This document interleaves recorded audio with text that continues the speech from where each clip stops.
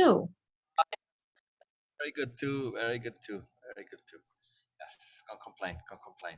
Just being on perspective shifting, and one of the key tools, something that came up, with the whole Afghanistan thing, and that it really got to Cheryl. It was very upsetting for her. Me too. I had a really rough day yesterday. Yeah. So, the gift of doubt. Last week, a friend of hers is very into religious stuff, and she really, she gets into a bubble so deep that she excludes everything else. So this was also bothering Cheryl because she also had a lot of connection to the church in her life, and she was talking and questioning. So I said, okay, it's time to do a gift of that. Normally I like to leave it for a little later on. She's only on module 3 now, self-conception, but it was appropriate. So anyway, so she started on that. So when she started, I said, how are you? She said, I'm so upset. I don't know. I can hardly think. She's very upset with the Afghan stuff. She feels very deeply. So, like yourself. So I said, here's the key to use the same underlying tool from Gift of Doubt, which is to zoom out, look at the big, big, big overview picture in the context of awareness, understanding, growth of awareness, enhancement, development, and to figure out how does it make sense. Right. Yep. Just a simple point. I said, America's absolutely the worst when it comes to accepting refugees. Right. We're terrible in that. I mean, compared to other countries, I think Germany has like 10% of their population as refugees. Yeah. Would 35 million refugees in America. Can you imagine this, right? Right. So, you've got a problem. Yes, we're upset with the people. We see the images on the airport and all this horrible stuff. But nonetheless, are you prepared to have it in your town, your village, have a refugee camp? Now it changes the dynamic, and, the number of people, I don't know, it's 300,000 or something if you include the families, whatever. It's a big number. It's a significant number. So this is the attitude that needs to change. Now, somebody coming up and saying, hey, America, you need to upgrade yourselves, and you in your household need to take care of, whatever. Now, with the thing on the airport, now suddenly everybody's willing to take it, right? Mm-hmm. So there's a bigger picture logic. I'm going very quickly on this. I don't want to get stuck on it, but there's a bigger picture logic when you look at it more closely. When you start to look at this in the context of what needs to change, what really, really needs to change, and that's a big deal. Mm-hmm. So in other words, you could say in America, it's celebration of difference. Right. Right. I mean, Americans are all for all sorts of wonderful things, except when they have to actually do it. Right. You know. Absolutely. Well, and that was, yeah, I had a really hard time with everything yesterday, just feeling totally helpless with all of this going on. It feels like you're watching all this happening and it feels like there is nothing that you can do. And I was so frustrated watching everything on TV was about whose fault it is, pointing fingers, what happened, why did we allow blah, blah, blah. There's like nothing being said about what's actually being done to help these people. Like, are we doing something to help? And it was so discouraging to see that, as per usual, it just devolves into this. Of course, it gets politicized. It devolves into this finger pointing nonsense and nobody's actually doing anything. But it was really interesting. I mean, that was the first thing that kind of popped into my head when I was feeling really helpless and like there wasn't anything I could do to help and being really frustrated was about making sense of things. And, on top of all of that that's going on, there's also everything that's happening in Haiti with the earthquake. In between the coverage of Afghanistan and Haiti, they're talking about how bad COVID is and all this stuff, and it's so easy to slip into this mindset of like, everything is crashing down. It's pandemonium, kind of go into like Chicken Little mindset. And like, there's sky's falling in on our right, heads. there's no way out of this. Like we're never going to get it together. This is just basically superiority paradigm on prime display at this point, that it's just horrible.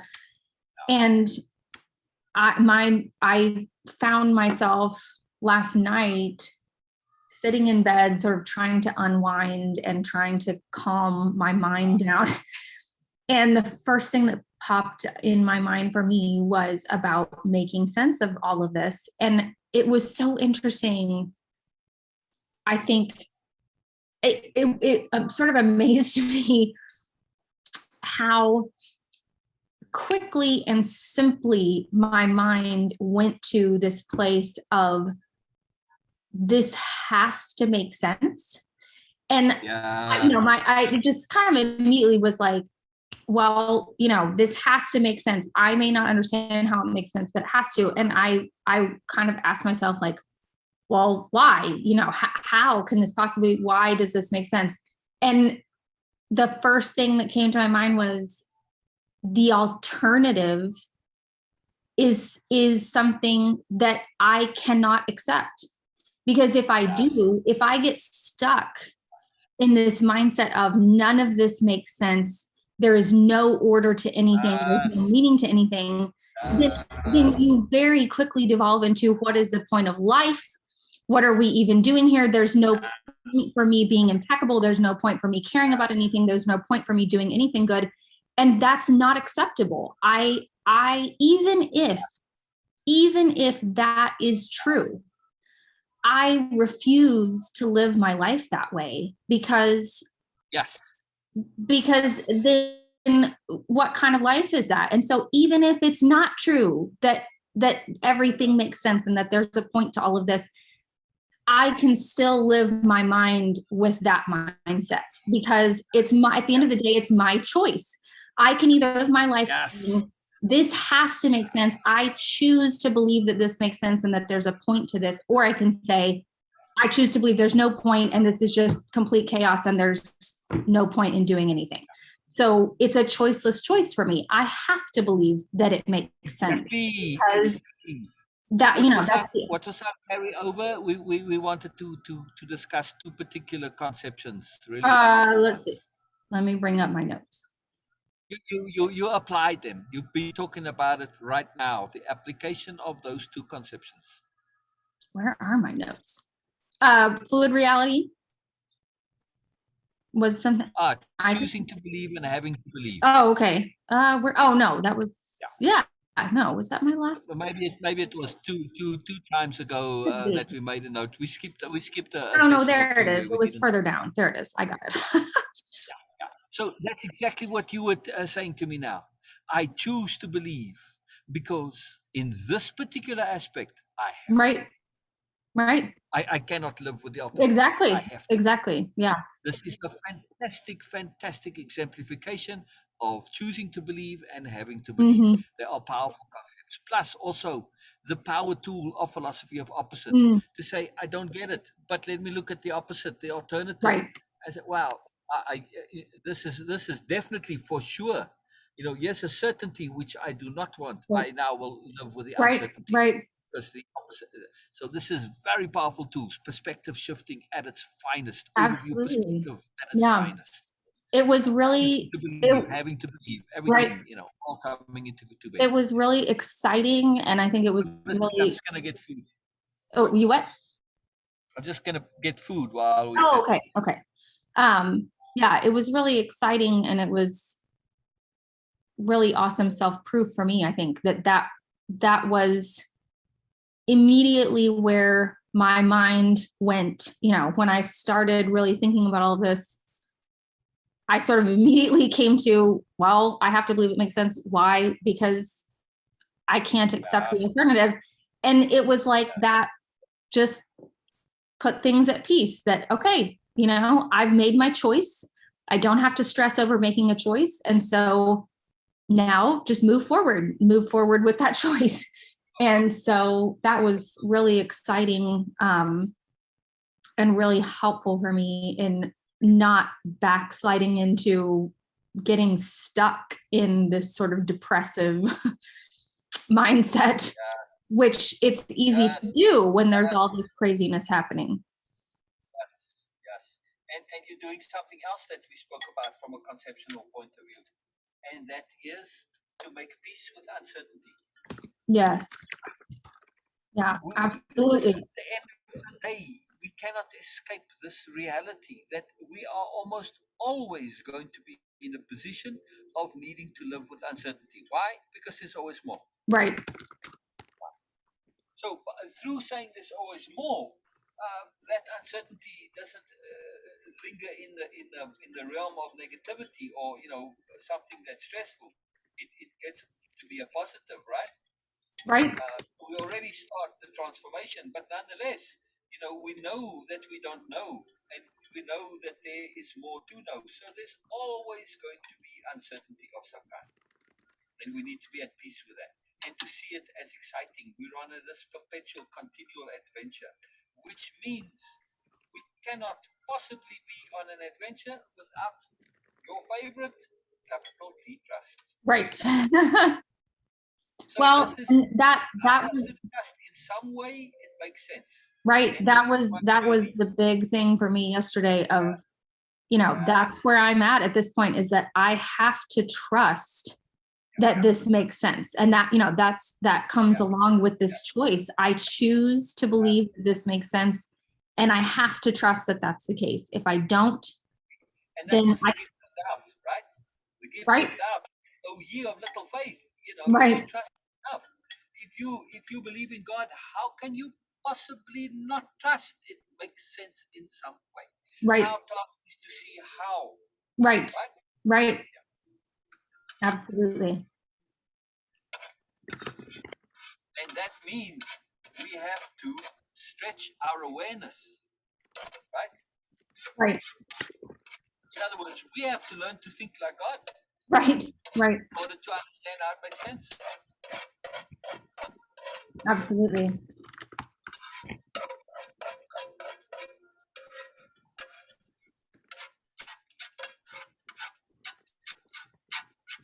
Sorry, I'm making notes.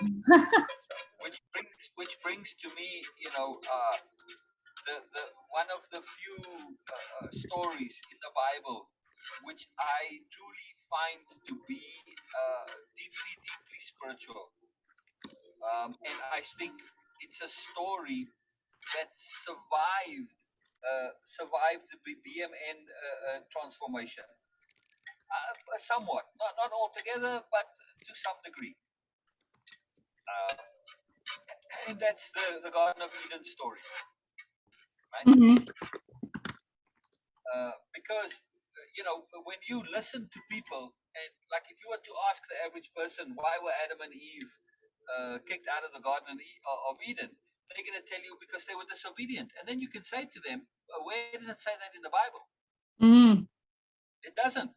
It doesn't actually say that in the Bible. It's just an assumption. It's what we taught. Right, But it is the putting together of a logical reason according to the individual right. that It actually is in text.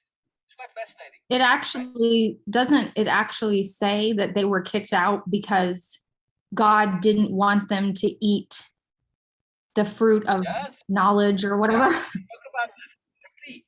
They didn't want them to. So the exact quote is, "Lest they eat from the tree of life Life. and become one of us, Right.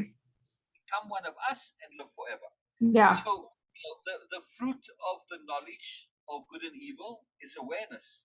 The fruit of life, of the tree of life, in other words, is immortality.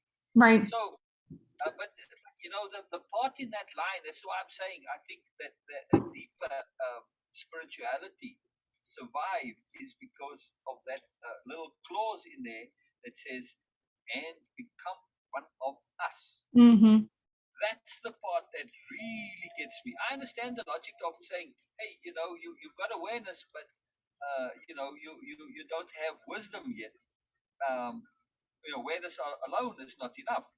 we need to have all of the tools to handle our awareness, right? So that we don't have inappropriate application of goodness and all sorts of the other problems with awareness.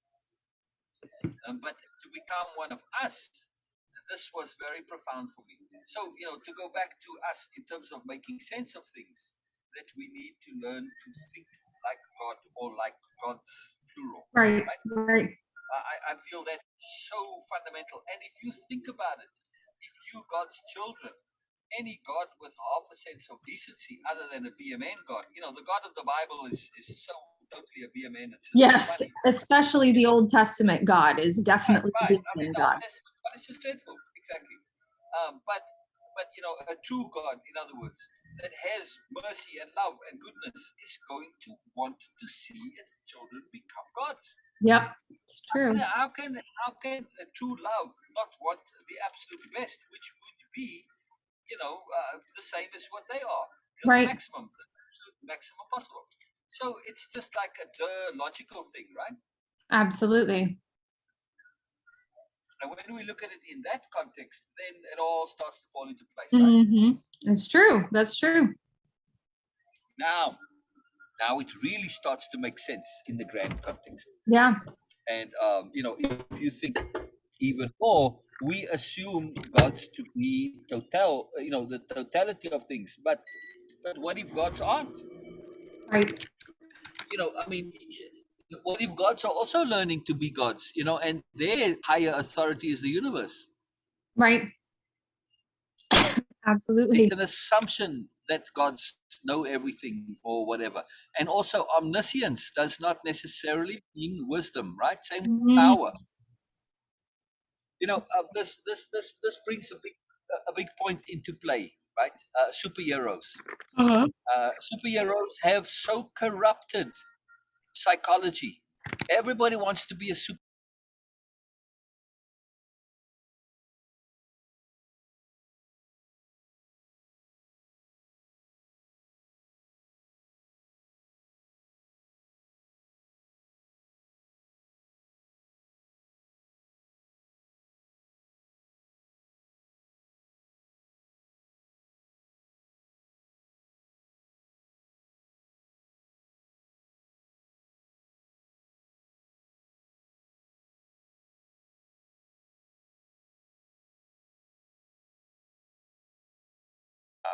Give me 1 second.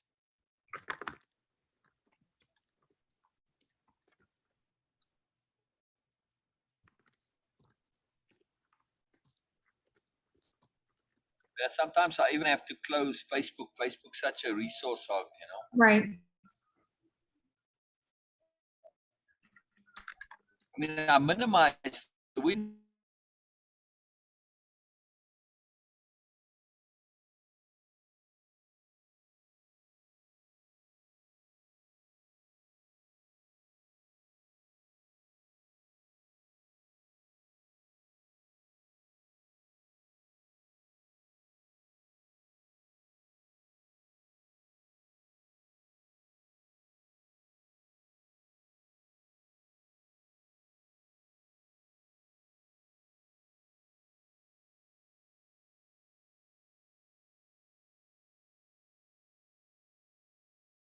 Up for me.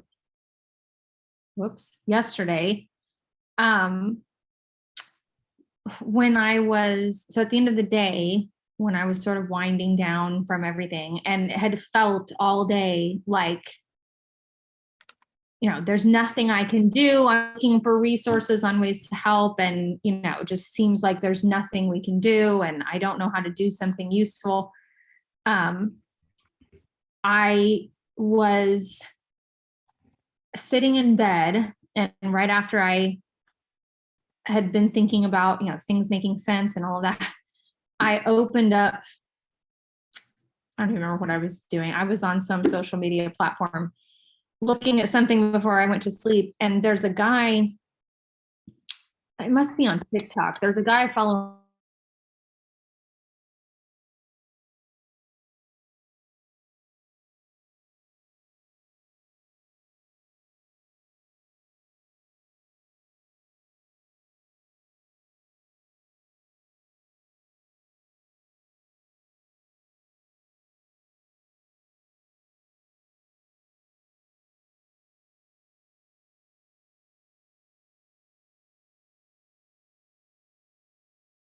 an interesting that there are people who do this, and that is a really important role, but it's just as important to be someone who's providing something as simple as helping other people who are out making a difference and doing things to wind down at the end of the day, to relax, to settle, to calm. Every single person has an ability to make an impact. And even though it may not be the same way, it doesn't mean it's any less impactful or less important for the overall scheme of things. And that was such a huge reminder for me that, you don't have to be doing something huge and, like super duper impactful to be making a difference. You don't need to be the biggest gear in the watch. Right. All the gears make a difference. Right. So niche to fill those niche gaps are very critical. In fact, without people filling those unnoticed little niche gaps, the whole system grinds to a halt. Absolutely. And it can exist. It can function for a while. People can burn the candle at both ends, and they can, but eventually they burn out. So unless you have people paying attention to the R&R, in other words, your system grinds to a halt. Right. And so even in wartime, you see them take the different regiments and armies, and they fight and then they pull them back for a while and rest them up and put them back in again. So it's very, very important. And what you were saying about, heroes and all of that, the people who have the superpowers are the ones that you tend to notice and that get labeled as the hero, but really everybody involved in the story is a hero in some aspect. Right. If you're making an effort and you're persisting especially if you're making an effort and it's a persistent effort, that makes you a hero to me. Right. If you're making an effort, you're a hero. End of story. Right. Absolutely. I mean, typically, more technically, a hero is somebody who makes an effort a bit above and beyond, right? But that makes you a superhero. A hero is one who makes an effort. True. True. Who puts himself out there, in other words, especially when there's some measure of sacrifice or risk involved, yes? Mm-hmm. I mean, that's particularly heroic when there's risk or sacrifice involved, yeah? Right. Absolutely. I would say hero is when there's risk involved. Sacrifice is when there's nobility involved. Yeah, I like that. Yeah. To be more precise. That makes sense. But sadly, this idea that the glamour of being a superhero is very much corrupted much of a certain, population segment psychology. Completely missed the point. Well, and it's so fun. I mean, it's so funny. That reminds me of another thing that I was talking about yesterday when I was talking to Mom. We were talking about America in general, and I hadn't thought about it from the aspect of a superhero, but that fits really well to me with what we were saying yesterday, that I think America has this really unhealthy sort of cultural focus on the concept of being a superhero. And very much so. Absolutely. Yeah, you have to be the biggest, the best, and it's kind of all about the fame and the pomp and circumstance and everything. And what's fascinating to me is that America forever has had this mentality of, we are the best, we are the biggest, we are the baddest, we excel at everything, we are the world leader. And first of all, and God bless America and fuck the rest of the world. And first of all, that's not true. I mean, it may have been true at some point in time, but it is definitely not true. We are definitely no longer the best at virtually anything. Right. Except economy and military. Right. But second of all, we're it's only size of economy, not standard of living. Right. We're not getting the benefits of being the biggest and the best because we're not the best. We're telling everybody we are, but we are Exactly. not getting the benefits of being the best, but we are getting all of the negatives that come along with being the, big bad center of attention. Because when you claim yourself to be in the top position, I mean, that's what comes along. That's one of the huge negatives that comes along with like fame, is everybody knows who you are, and that puts a huge target on your back. So we're living the worst of both worlds. We're claiming to be the best, but we don't actually have any of the things that make us the best. But we are receiving all of the negative attention, criticism, threats, everything else that come with being in a top spot position. And that's the really sad thing, is we are doing that to ourselves. We're not the best. And if we would give up that seat, then all the heat would come off of our backs. But we can't get over this idea of we're the best and, blah, blah, blah. It's godling training 101. Yeah. Power without choice. Power without awareness, power without arrogance. Right. This is it. You're going to get corrupted by your own assumptions, right? So you need to see this, that just because you have some sort of power. Did I make America great? No. Right. Did I have to do with it? I'm just right on the coattails. So it's practice and application. You need to uphold this, maintain it. You have to work at it, Right. Yeah. Very powerful. Very powerful. Absolutely. Magic stuff, Erica. Magic stuff. It is. It's really, I don't know. That bigger picture of how it makes sense.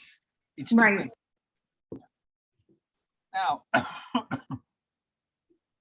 America is, dang it. Here we go. America's falling into the classic trap of all civilizations, or ones that have held power. I mean, the most recent is the British Empire. The Empire went the same way. Thought they were the big dog, and got all complacent and got eaten up from inside. Right. And that's them. So America's going the same way. There's a difference, though. America is now in an age of information sharing, awareness sharing, where the average person can get to connect to the problems that are inherent in this. Your arrogance, your assumption, and you're jumping to the bandwagon and claiming all of this. And, you have an awareness of the future patterns coming your way to say, oh, look, statistics. This started a while ago with the show, what was it, Broadcast News or the movie, where the guy on stage and he says, the one student stands up and asks a question and he says, no, America is not the best. And he goes through. Oh, yes. Jeff Daniels. Jeff Daniels was the actor. Right. So, and he runs through this and he kind of freaks the whole thing out, and everybody all get up in arms, and they shift the focus to him basically dumping on this poor student, the innocent student. Right. When actually the point that he's making is the more important point. Anyway. Right. So, but that's, it's out there already.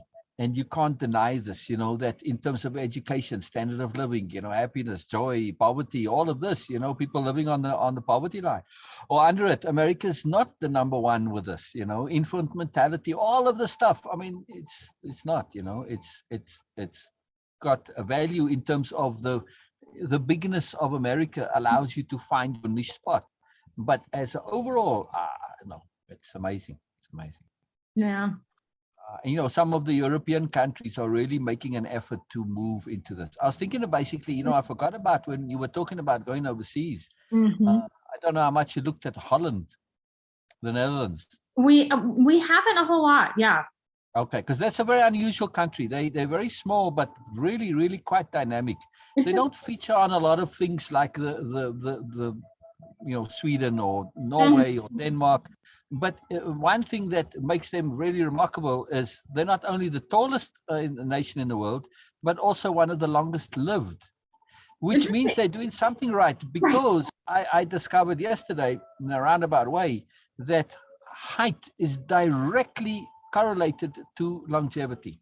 Wow, that's interesting. Directly correlated to, yes. So for every centimeter, it cuts off so much of your estimated lifespan. Yeah, it's quite fantastic. Yeah, That's really because interesting. it tends to be that our organs are all the same size, roughly. Mm. Yeah, it's amazing. It was an article written by a woman who's like 4'8", and she said her heart is pretty much the same size, or roughly, very close to somebody who's 6'6" or whatever. Wow. So their hearts work disproportionately harder, and so on and so forth. Right. So very interesting. All the organs. Yeah, it's very unusual. This. So, but it's a direct, fact that height and longevity. So she said this is likely the main reason why women live longer than men. They're just simply shorter. Right. Like, right. all the other reasons, never mind. There you go. Yeah, that's interesting. So anyway, but so the Dutch must be doing something right, because not only are they the tallest nation, or I don't know if they still are, but but and also one of the longest. They have highest longevity. Really longevity. But what really impressed me with the Dutch, they legalized drugs long time back, right? I mean, when I went there almost 30 years ago now, it was easier to buy drugs than it was to buy Coke or cigarettes, because people would put you on the streets. Coke, hashish, it was like a little slogan, Coke, hashish, something else. They would also, Coke, hashish, you would be offered all the time. But, they realized and understood that when it's illegal, it has an allure and a thing to it. And you create, you're feeding the criminals. So there was a very advanced logic to it. Not that they don't have a conservative side to them, they do, but they're very sensible in their thinking. And one of the things that really impressed me about them is they made English a national language. Yeah. Yeah, that's unusual, for a country to say, because they acknowledged the necessity of English. Right. I had just a guy who was traveling, out in. He was 19 years old at the time, but he was a tall guy and he was very mature. I mean, you looked at him, you would think he's 29, not 19, right? Jerome. And I came over, I made him the manager while I was away overseas. Because he was so sophisticated, so mature. Right. Interesting. Also very, very, he had a field day with the waitresses. They just thought he was the bee's knees, and, so he would shake the waitresses and, next one. Okay. So, but they were all quite happy with it. It didn't matter. It was all fine. He said, South African girls are so easy, he said. I said, well, it's because you're international. Anybody from overseas is automatically a celebrity, because all of our TV, anybody on TV, you got an overseas, you automatically something from fantasy. Right. So anyway, but it's just fascinating. So, Holland is something to look at. It's very tiny, but, in Europe, it doesn't matter where you're stationed. Right. And having a country that speaks English like that is useful when you go to the supermarket and the doctor. But when you want to, anywhere else, if you live in France, if you're not living in wherever you live, even if you live in Paris, you're going to go to somewhere else in France. You're going to get on the train or whatever, and you'll drive there. It's the same thing. To get on the train from Holland to go to Paris is the same thing as going from Marseille to Paris. It's the same deal. Right. So, because of that, and Holland is, you can, it's also very central. You can go anywhere. With a train, it's powerful. So, the trains in Europe are truly, truly something special. It's very cool. And, with the thing with the train is, you get to be on your computer, you get to read, whereas driving, you don't always have that so easy. And, it's so handy. And, being forced to walk when you get there, this is powerful too. You get to experience things from the bottom up. So this is a magic of Europe. It's truly, truly magical. Anyway, just a perspective. Yeah, I love it. I will add it to my. Also, from what you were saying earlier on, childhood influence. I have very, very few, and I think I know I've brought this up before, that they had the guest speakers that came to the school. And in, particularly in the one guy's case, my takeaway was, I don't think quite what he intended, but it was very powerful. He started his speech by going on about the horrors of the world. The world is coming to an end. There's crime everywhere, wars everywhere. Children don't respect their parents. There's garbage in the streets. And he had all of these whole list of things. And then the speaker said, oh, who do you think said that? And of course, in that environment, not a single person ever going to put up their hand. Right. But the assumption was you're thinking it's the president or the prime minister or somebody like that, somebody in the modern context. But no, he said it was Socrates. Now I don't ever remember this from Socrates. I read all the Socratic things later. I never saw that quote, but nonetheless, doesn't matter. It was somebody back in the day, right? And this was really fascinating to me because I don't know what his point actually was, but right at that moment, my brain started to put things together. I said, well, if there was this nonsense then and it's still here now and we are still here now, what's the point of stressing about it? Because the world has continued and the world has progressed since then. Yes, we still have the same problems, but it's still a better world despite all of this. So I don't need to be overly concerned and get immersed in this. The world is coming to an end. Right. It's always been coming to an end and it doesn't end. Right. That was my takeaway. So I said, and it took me out of going on the path that I would have been on otherwise, to get involved in social things and, to be socially conscious in politics and try to change the world. I said, it doesn't make any difference. Even my efforts, yes, they are good, but it shifted my focus to an individual focus, right? Which is that if you really want to change the world, we need to change. Right. Yes, there is a greater change, that we are in a decidedly better universe, greater world than we were back then. But it's not something that's worth worrying about because it's just things are going to do what they do. I always remember that in times like yesterday, when you're watching the stuff with the Afghans or with COVID or whatever, I always remember this, zoom out, look at the bigger picture, longer term. Yeah. Very, very, very useful. And then the other guy was the guy with the shoe that I mentioned, with the sand that he poured from the shoe, walked around the world.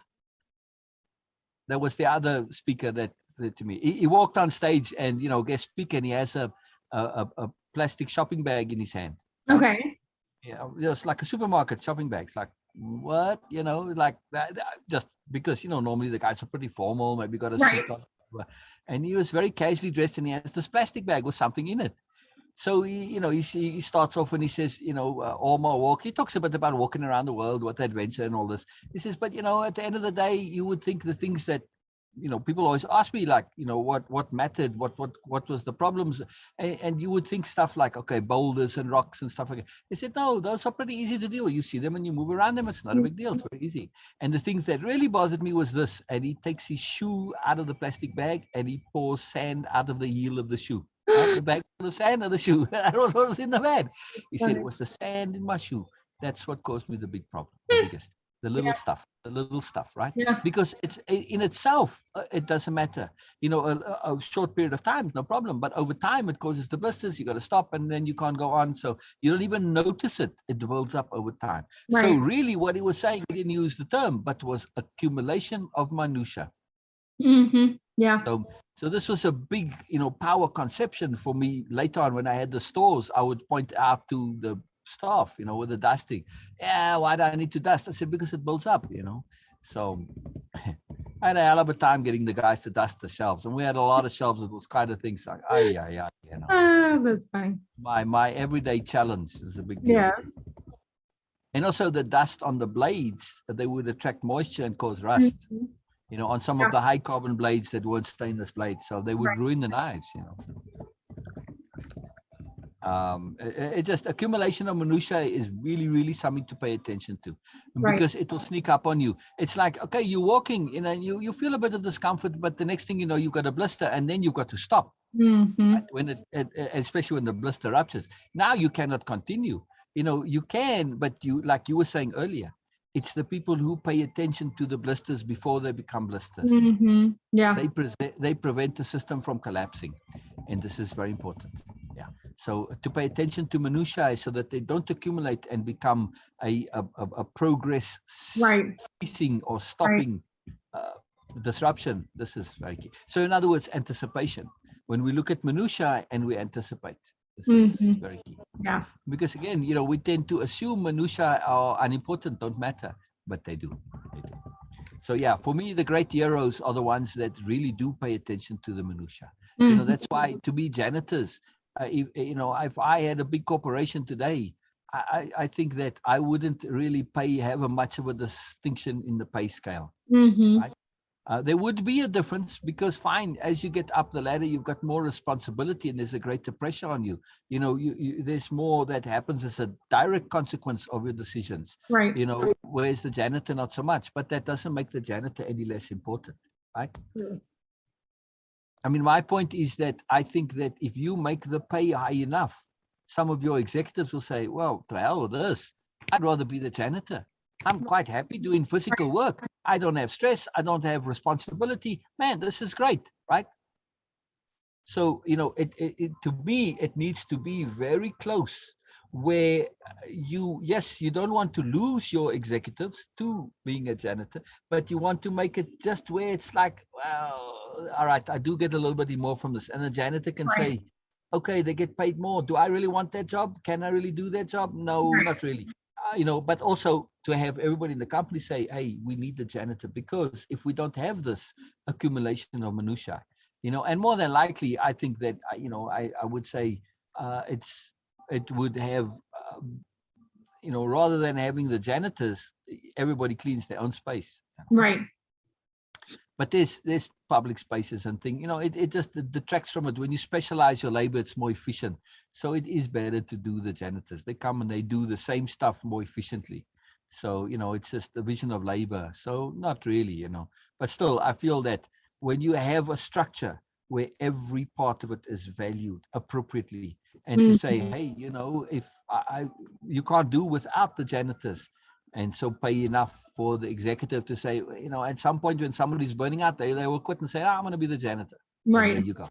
You know, and that's great, you know. So likely your janitors are your retired executives or early retirement, you know, who've gotten to that point of burnout. Yeah, Said, absolutely. This is a much better way of going about it, especially in today where, you know, being a janitor, it's not the messy job it used to be before. You know, you've got all sorts of technology to help you, you know.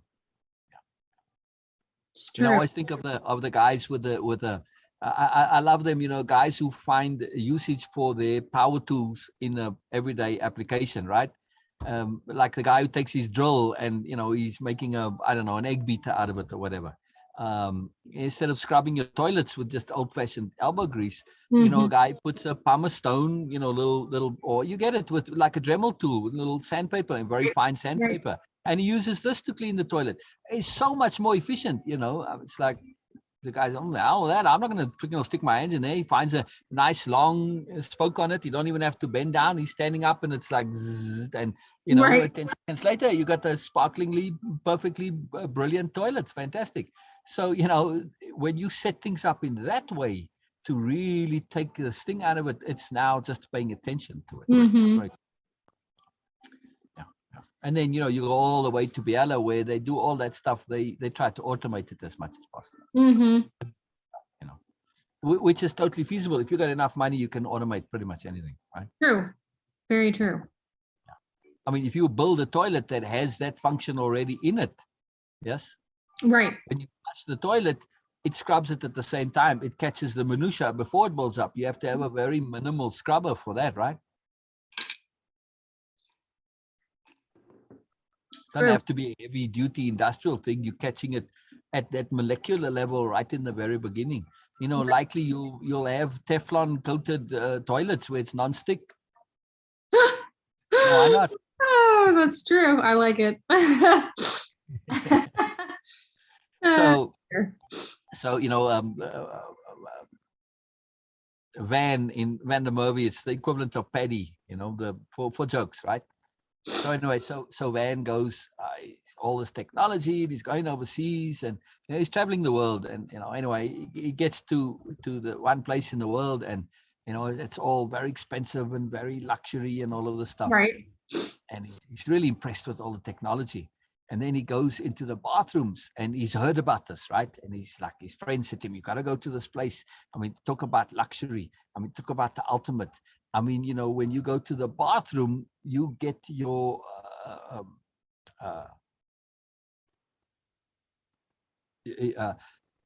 trying to remember how they said it exactly.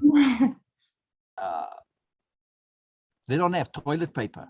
It's cleaned by human lips. Oh.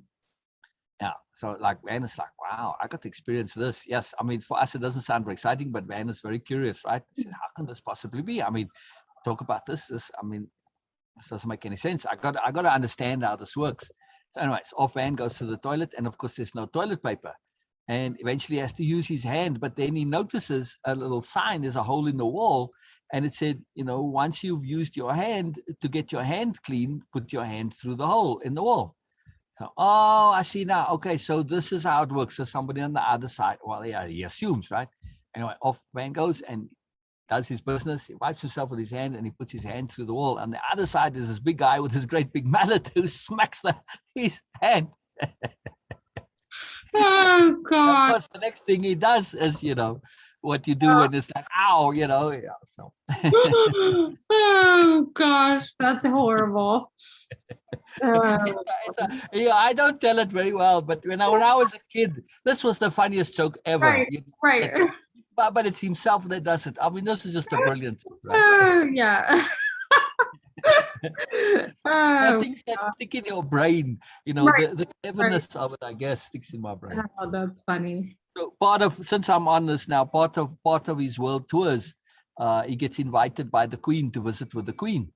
So they go on the ride in the horse carriage. So in they go and they're looking, and it's all wonderful in the carriage, in the open drive, all fantastic royal carriage. And then at some point during the drive, one of the horses lets out this huge, great, big, long fart. I mean, the ugliest, smelliest, most disgusting fart you can possibly imagine. And the Queen is mortified. Oh my God, she just about withers and dies in her seat.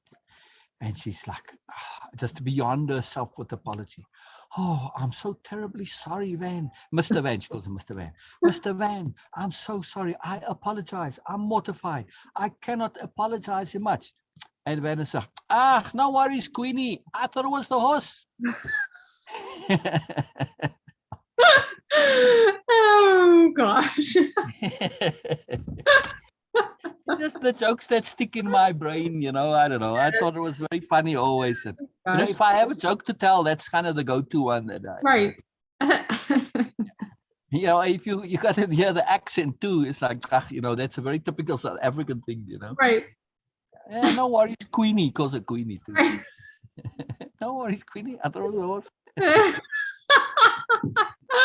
Oh God. And if the Queen wasn't mortified already. Yeah, that's what I like. I like the layeredness of it, that is that extra double layer, So. Oh dear. Yeah, that's pretty good. It's fascinating too, just to jump topic now, since we're on, the English royalty, how they are so completely sabotaging their entire role, and by trying to be more popular and be more common people. The Queen still holds this, but all the next generations, it's just terrible. It's fascinating to me. I'm very tempted to at some point write kind of a story about in the future where a royal house understands the logic of the whole thing, and how they go through the problems of trying to be popular and this doesn't work, and then they say, look, we need to be a bit more formal and traditional. Yes, people love this. Oh, this is a modern, like Princess Di started this stuff, of going to the pop concerts and being popular, and people like it, but it's accumulation of minutiae. It eventually will destroy you. You need to have that reserve a little bit and be different and be otherwise. But this particular royal house, which understands this, they change the succession. They change the one flaw in royalty, which is succession by heredity. Right. And they say, no, yes, we are going to say, if you are in some way related to us, it doesn't matter how many, in other words, if you can be basically, essentially, if you're English, right? If you're related to the royalty in some way. So if you qualify in some, doesn't matter if you 10 degrees removed or whatever, but if you you get to be nominated and you get sent to Prince and Princeling and Princess school. Right.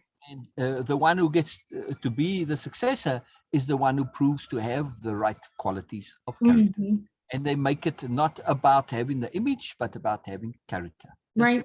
About having nobility as real nobility in the true sense of the world, like we said.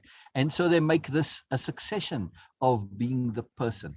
And of course, the public is all involved. And through this, because this takes, look at Charles. I mean, Charles is an old man now, right? So Charles to now become king seems kind of pointless. Likely if she does die anytime now, I suspect Charles might be king for a day and then abdicate and say, I pass it on to my children. Makes more sense. Right. Or even to his grandchildren, possibly. Right. Yeah.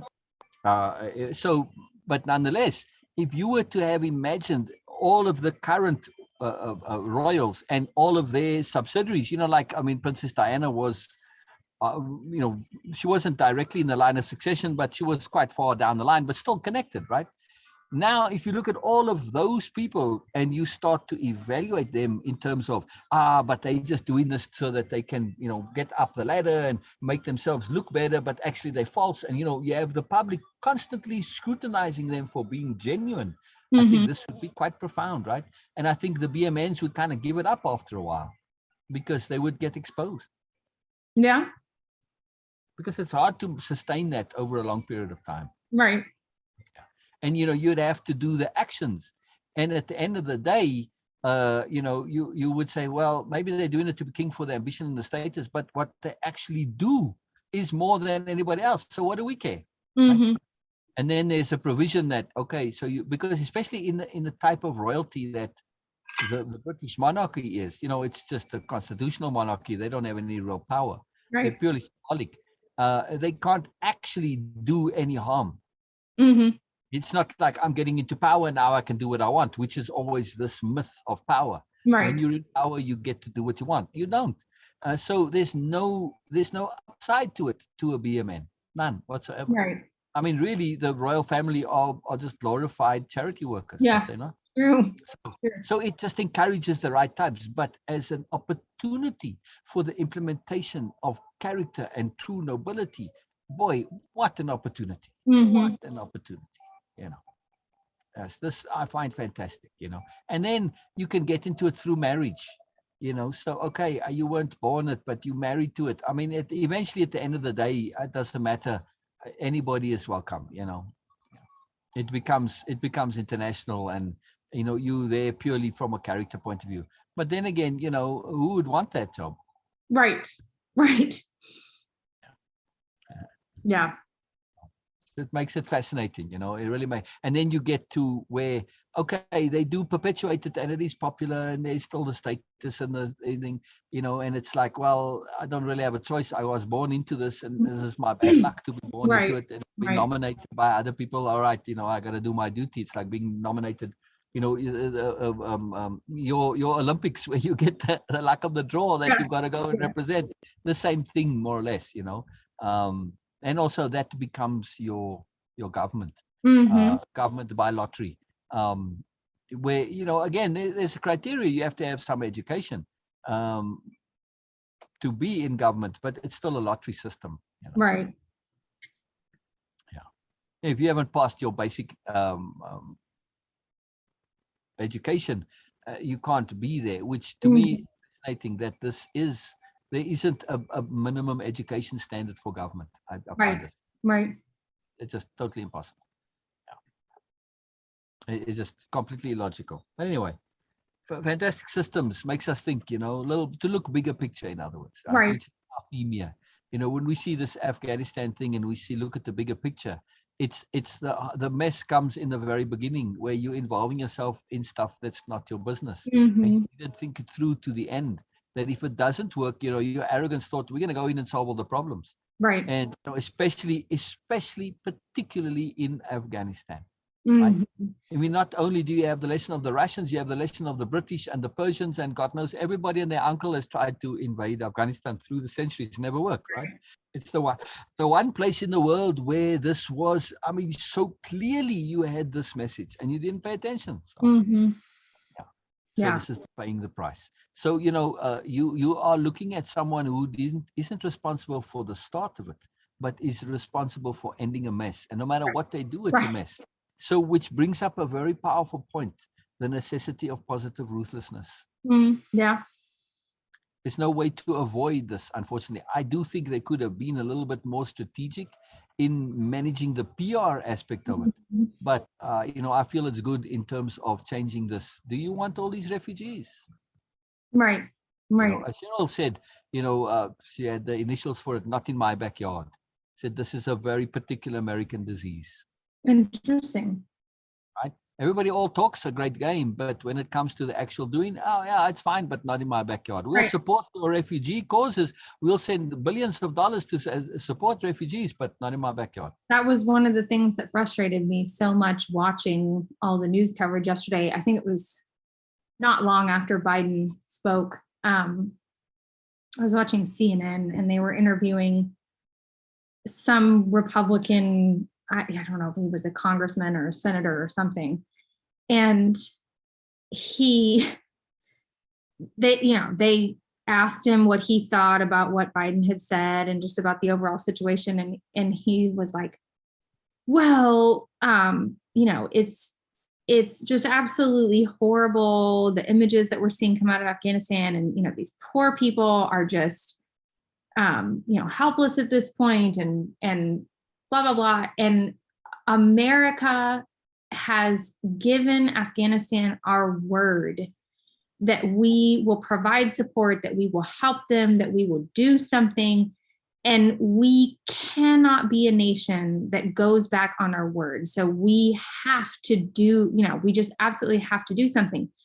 And the news anchor said, I agree. I completely agree with what you're saying. So does that mean, Senator or whatever, that you will do everything in your power to amend the rules for the SIV, like the immigrants seeking visa process, and make amendments to our rules about accepting immigrants who are seeking asylum? And he completely ignored the question and veered off in a completely different direction. And to me, that is, that is 100% the problem. Yes. And I mean, Cheryl is so right that is sort of, that has, unfortunately, it seems like that has kind of become the new American way, that, oh yeah, we will talk a big game about feeling sorry for other people and protecting other people's rights and everything else. But when it really comes down to, what are we going to do about it? And are you willing to have these people come, be in our country, stay in your home, whatever, do whatever it takes to make sure they're safe? Hell no. People are not willing to make those changes. Yeah. Was it NIBY? Not my backyard. Not in my backyard. I like it. NIMBY. Yeah. NIMBY. And, this is very interesting because sadly, Americans see America only through an American perspective. Right. They assume that the rest of the world also thinks America is. Yes, that is very true. The yeah. economy, it is a land of opportunity, right? And because of the economy, things are very cheap here. It's easy to make money, easy to get a job. Cost of living is very low, etc., right? So it does have that side to it, which is really fantastic. And it's also a land of niche. Mm-hmm. You can find any niche that you can possibly think of. You can find it supported here in America. Right. From every spectrum. In other countries, not so much. Well, particularly where I came from, they were there, but really were hard to find, right? Mm-hmm. And I lived in a particularly progressive city, Cape Town, a very unusual city. But other parts of the country just was non-existent. Some of the right. stuff. At any rate, this was always the external perception of America does not match the internal perception. Right. People always say, "Oh, the Americans are great. They talk a great game. They'll throw money around and all this." Right. But at the end of the day, they're just interested in their own interests. They won't follow through, back you up. They don't really care about you. It's all about them. So there's definitely this understanding of America. That extra in the world, it's not such a positive perception as a country. Yeah. Really fascinating. Really, really, really fascinating. Country perceptions I find really intriguing. And it's a big problem to talk about countries as if they were people. Mm-hmm. I find this is something that we need to change. Yes, sometimes when you are generalizing, you need to do so and be very consciously aware of what you are generalizing. I try to avoid it as much as I can. Right. Because, when you listen to people during the Second World War or during any wartime, and they talk about the country, I mean, take more recently to say Iraq, right? You weren't talking about Iraq, you're talking about freaking Saddam Hussein. Right. Right. What did the Iraqi people have to do about this? Right. So when you talk about, you have to talk about the government who is in charge.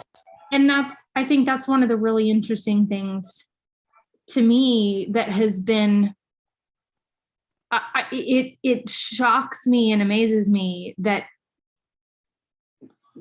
I mean, certainly in America, I don't know that the rest of the world has this perception, but certainly in America, to me, people still associate the Taliban and all of these fringe organizations with being sort of the core normal way of seeing things for people in this part of the world. And it's like, no, the Taliban being in charge of Afghanistan would be like Westboro Baptist Church being in charge of the government in America. Exactly. 95% of the Afghani people can't stand this. They're miserable. They don't agree. This is not like the overwhelming viewpoint. It's more equivalent to putting the mafia in charge. Right. I mean, this is not like how all Middle Eastern people view things. And this is why so many people in Afghanistan are scared out of their mind because. Right. I mean, they get into power through thuggery. Right. I mean, they're despots, in other words. Right. And that's what their appeal is to a macho culture. Mm-hmm. You never see those guys in photos without their guns. Right. That's it, always with the gun. Right. And when you look at them from an assessment point of view, they are just these portraits of self-importance. Mm-hmm. Look how tough I am. Look how manly I am. And that's it. That's all about. That's everything for them is to be manly and macho. Yeah. The whole domination of women, it's the same thing, which fascinates me, dude. That you have to prove your manliness by dominating women. How does this make you any more manly? Right. I don't get it. It's the very opposite of manliness. That you have to suppress and subjugate men. They fear women, of course, Yeah. That's fascinating because they are so hollow and weak. And right. That's why they need the gun. And, you're achieving change through violence. It's the same in South Africa. Mandela, that whole logic we were talking about the other day, the political change through violence. Couldn't follow Gandhi's example. Nah, that's too weak.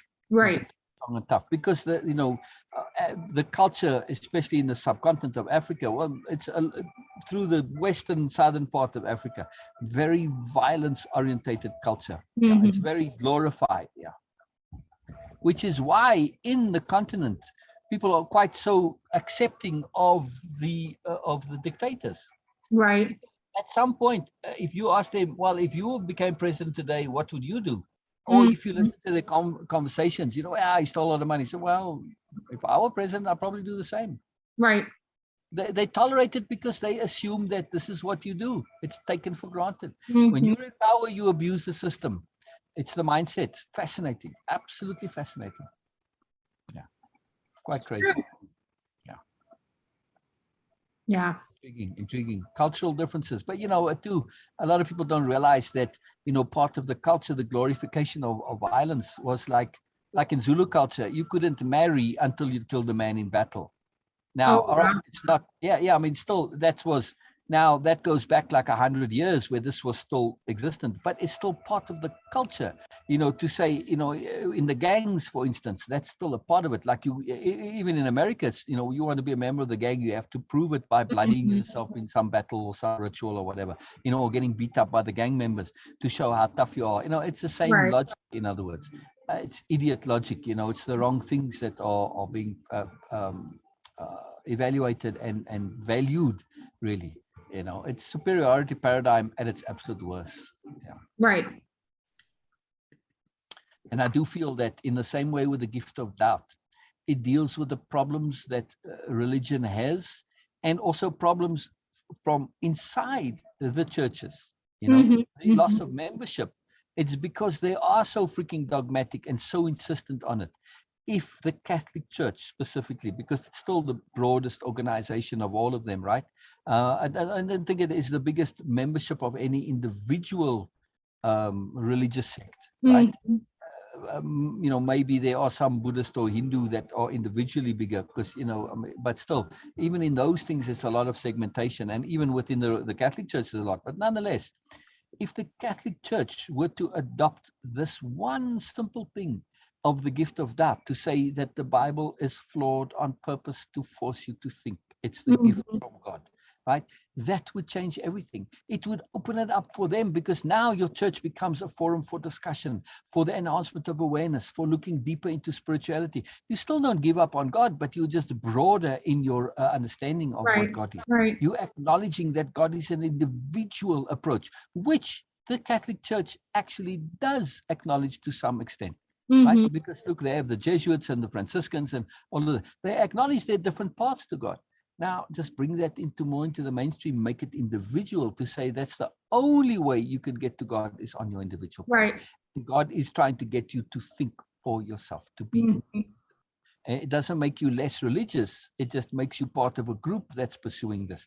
And now you have the collaboration, which is great. That would change the church just like that. And all the people who are reluctant to be part of the church because it's too, like you left the church because they're forcing stuff into your face, which doesn't hold up at the end of the day. Right? You saying you must believe because you're obedient, but the stuff you're saying doesn't add up. It's like, come on, seriously, you're forcing people away from you. It's either obedience, it's all or nothing. If you change it, you are going to have a greater membership by making it more free. It's amazing. So, but again, my strategic point here is, when we get to the Taliban, to deal with these types of organizations, you have to get inside the logic and deal with it from the inside, not the outside. Right. You can say you're wrong from the outside all you like, but that gift of doubt is dealing with the problem using the elements that are already there. I'm not negating anything. I'm not saying you're wrong, this, that, or the other. I'm simply giving you a broader, a new, additional perspective that you go, I get it now. I see now. Right. And then the implications from that is, okay, there are people who are misunderstanding and forcing it and all this stuff. Very powerful. Very, very, very powerful. So I feel that this is the key to transformation of things like the Taliban. Get it to change from the inside. Use their own conscience, their own integrity to say, if you're a man, surely you are not threatened by women. Right. Stuff like that, But more subtly than that, it's a difficult problem and takes loads of patience and capital diplomacy, in other words. To deal with such entrenched bigotry is one of the ultimate challenges for capital diplomacy, right? Right. Very, very, very powerful stuff. Absolutely. So, to get back to the bigger point in the overall, it is to really, really, really understand how there's a moreness to everything. Yeah.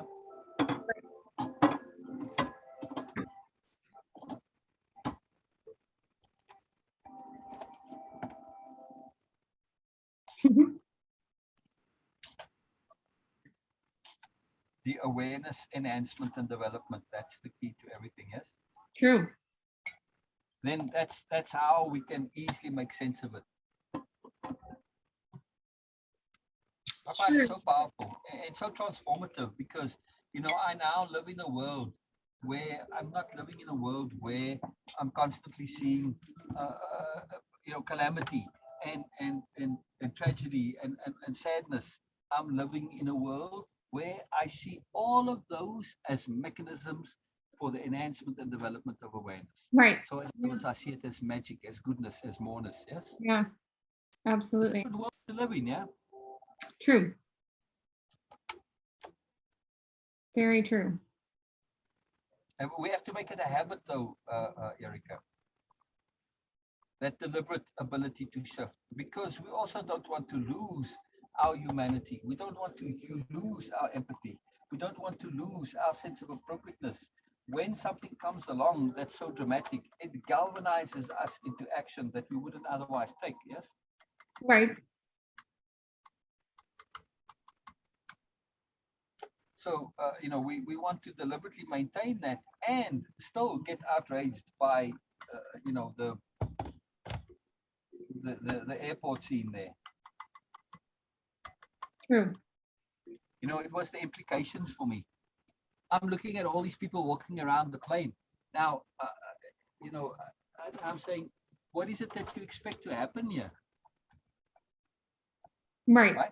Right. I mean, at least I assume from the way the reporting came, you know, where they had the big transport airplane, that it was taking off, not landing, right? Yes. Yeah. Right.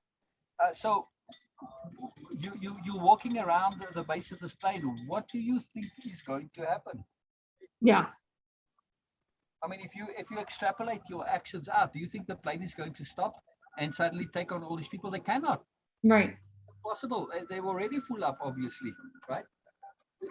So now the implications of that is that people are doing something which is completely foolish, Right. but it's because it's hopeless, and because they're hopeless, right?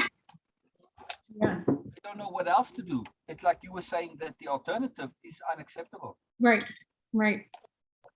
That really makes it so clear as to the plight, right? Absolutely.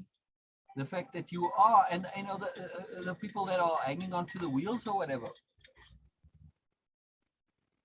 it's just not feasible, you know, that this is realistic. So people doing totally absurd things, but it shows the level of their desperation, Mm-hmm. which is also instructive when you think it through, right? I mean, it's you know, panic. Find some other way then, you know, be strategic. This is okay. You realize it's not going to happen. Okay, time is ticking. All right, I'm going to walk to the border or whatever. You know, there's other ways to deal with stuff. Right. Yeah. Yeah. You know, find a way, you know. Absolutely. Yeah. There's always a way, you know, there's always a way. It's amazing. It really is. It's true. It's interesting that it's, I mean, what you were saying earlier about being a god in training and recognizing that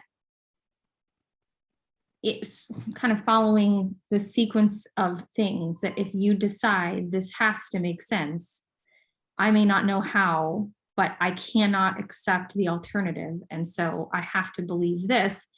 Then it forces you to shift your perspective to, well, if this has to make sense, but I don't understand how, then there must be something that I'm not seeing. There must be another option that I'm not considering. There must be something else. And it leverages you into thinking differently.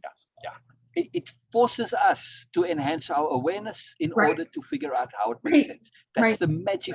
That's the magic of this magnet, which is in some way it makes sense. Right. Not I assume it makes sense. In some way it does. I know this. This is just a fact of reality. Yeah. And when I accept it as a fact of reality, it has to. Right. And through my experience, I've already discovered that, if I make a bit of effort, I can find that. So I know I'm missing it, which forces me to enhance my awareness. And this is an incredible, incredible tool. It's one simple tool that is so completely transformative. Mm-hmm. Yeah. Absolutely. Changed everything for me. You know, I got onto the path of perfection, at least my definition of perfection. Right? That was my start. You know, in the day the light bulb exploded, and my mother said, "Well, we can't all be perfect." And I knew that this was just a mindless thing that she was just repeating. And I said to myself, "But why not?" And then I went and thought in my room, and I thought it through. I said, "Well, what is perfection?" And I did my whole study on perfection and all this. And you know, it's just this idea that perfection is unattainable, it's impossible, and it's boring, and all of this crap. And I said, perfection, you know, it's a state of being from which, if we had the power to change anything at all, we would not. Right? That's perfection. So it's an attainable state, but also it implies the potential for fluidity, right? Where I say, I don't want to change the randomness in my life. I don't want to change surprises. I don't want to change the unexpected. So this is a perfect situation. So really, I said that it's not about me looking to go to perfection. At some point, I said perfection is, let me take it from the other side, right? In order, like I'm on this journey to perfection, my idea of perfection, but I don't know what it is. Let me assume, right, what it could be, and then work backward from there to connect the dots for the path. And that's when I started to click and see that, hey, wait a minute, we are already in a perfect world. Right. We just have to shift the context and shift the motivation and the agenda. Yeah. It's perfect, not as a pleasure palace, but as a school for awareness. Absolutely. Right? So it's a little different.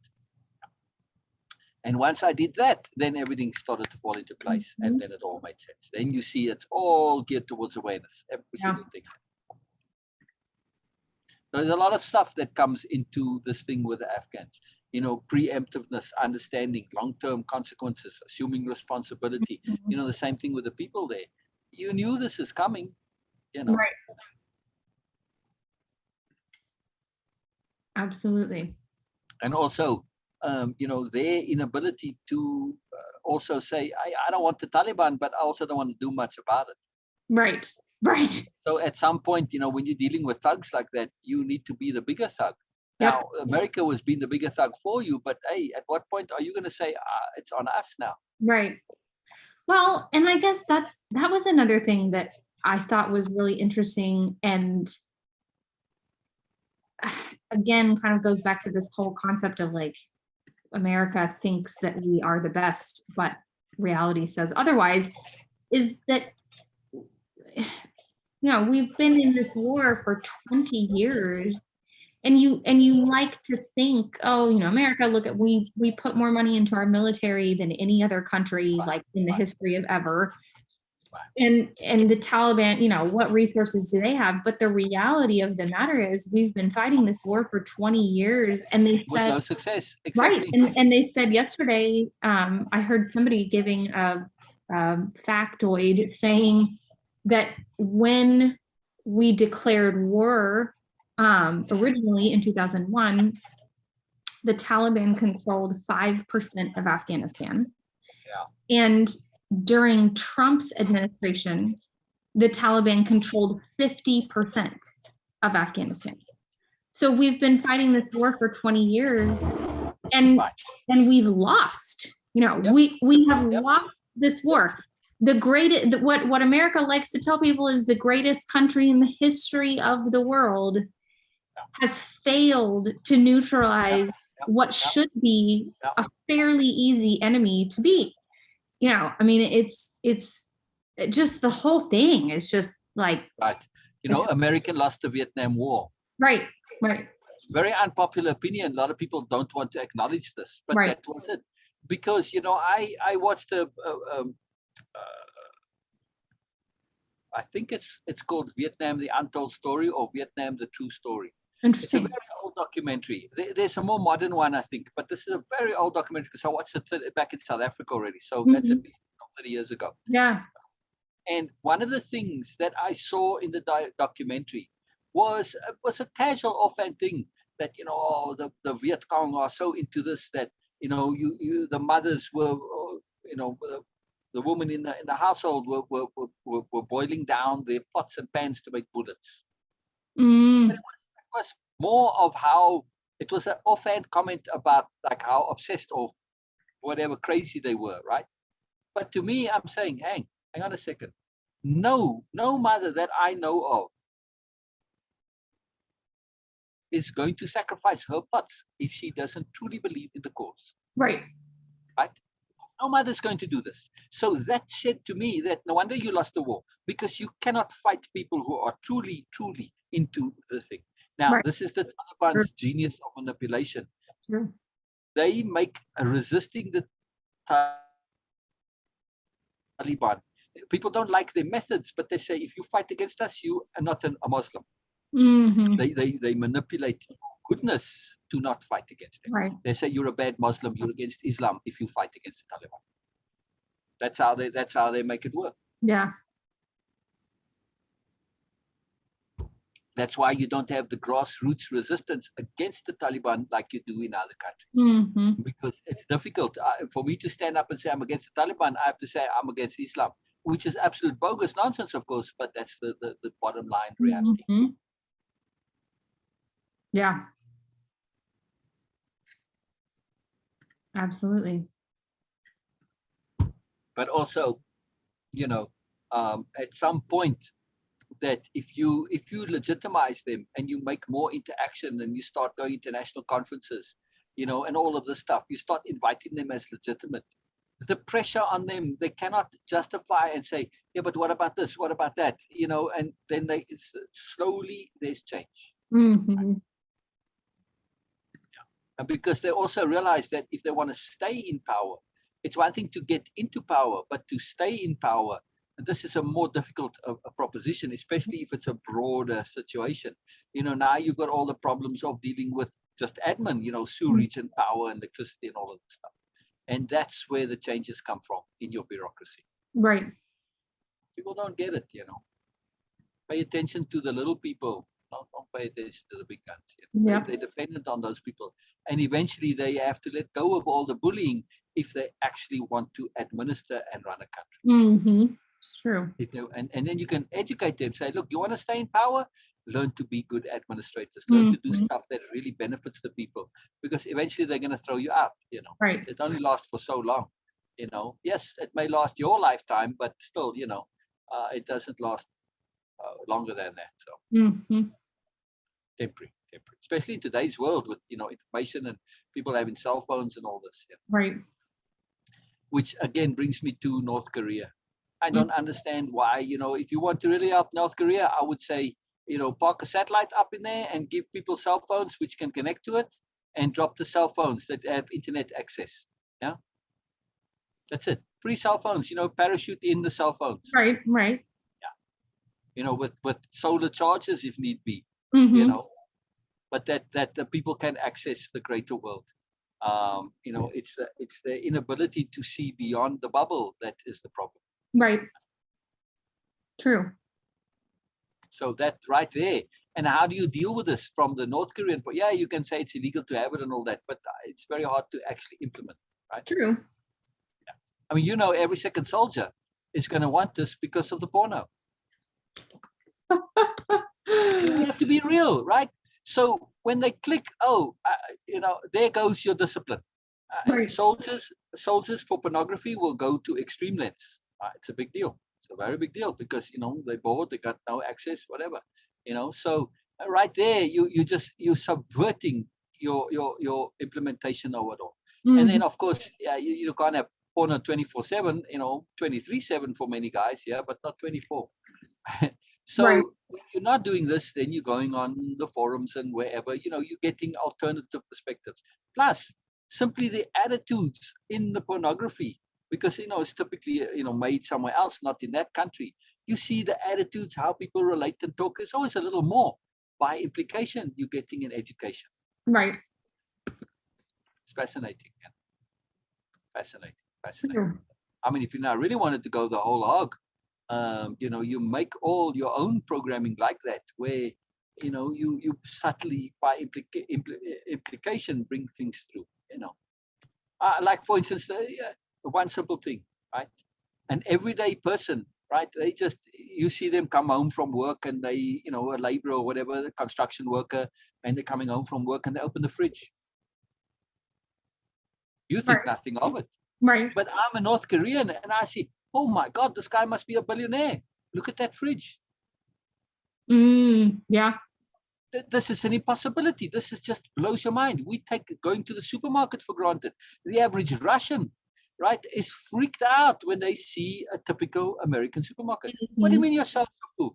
I mean, look how America came to almost imploded with the whole toilet paper drama, right, in the beginning of COVID, where people were stocking up on toilet paper and you had empty shelves inside, and they stocked up on a few other stuff too. And this was like a big calamity. What if this is your daily reality? And in the American situation, you had maybe 10% of your shelves being unstocked. Right. Right. 15, 20% at the very worst. Whereas in places like Russia, even today, it's common for the shelves to be 20% stocked. Mm-hmm. So we take a lot of things for granted. But my point is that, when you are spreading information like that and people see this, after a while, they realize that, that fridge is just, they didn't do it especially for the movie. This is just how it is, Right. and this is the reality. Same thing, the guy meets the girl in the supermarket or a bar or a pub or whatever. Stuff we take for granted from somebody in that circumstance. This is mind-blowing. True. You've grown up all your life where you're getting your water from a well, and you see somebody open a tap. You're like, what? Yeah. True. Very, very true. That's why it's such a big deal now, and I feel that, we are in this paradigm shift of accelerated change, because more people, like in Africa, everybody has a cell phone. That's just now, it's not an uncommon thing. It's more people than not. It's uncommon for an individual to not have one. Yeah. And they are accessing the world, so it's a big shift. It's a big shift. So they're aware of the options and the possibilities, which is cool, because, at some point, people say, hey, you know what, government, come on, how come we don't have plumbing? Right. It's not accepted. True. Once you realize what's possible, exactly, you start asking why, or making an effort to implement it. Exactly. Right. Why am I living this way if this is possible? Yeah. And most of the time it's just effort that's needed of some kind. Who can do it for themselves. The magic of the flush toilet example. It was available for the Romans and the ancient Greeks, and any ancient civilization could have made it. Anybody who could make a ceramic pot could make a toilet.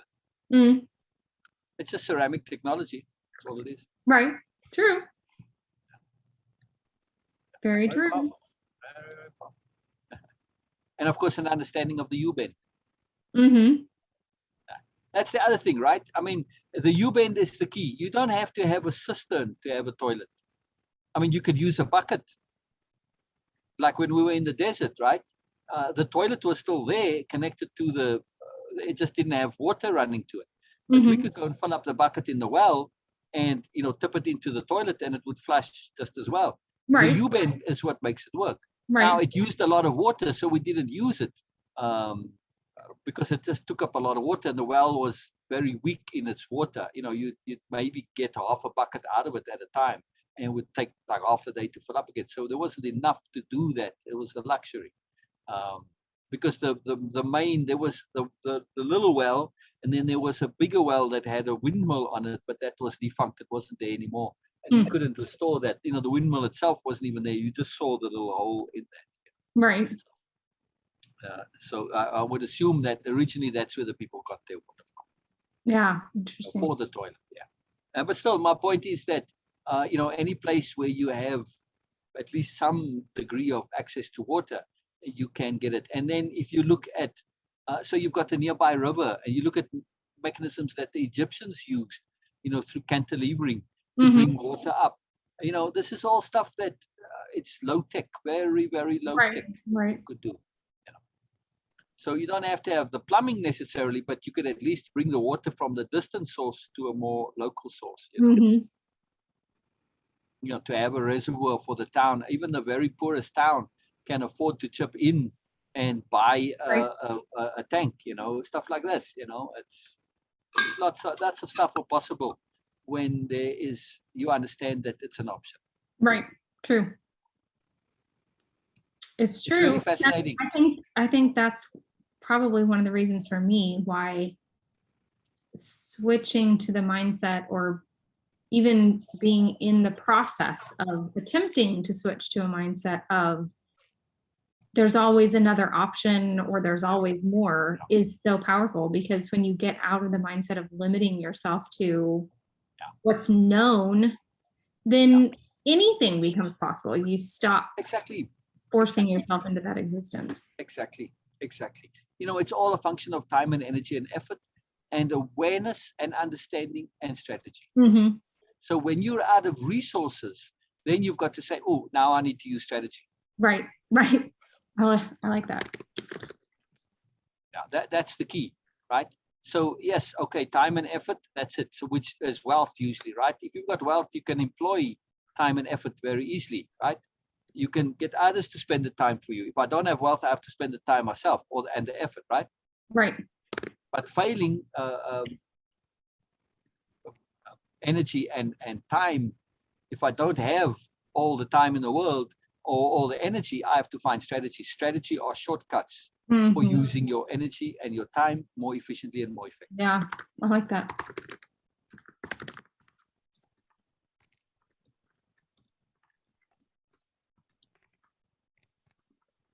That's why strategy is so critical.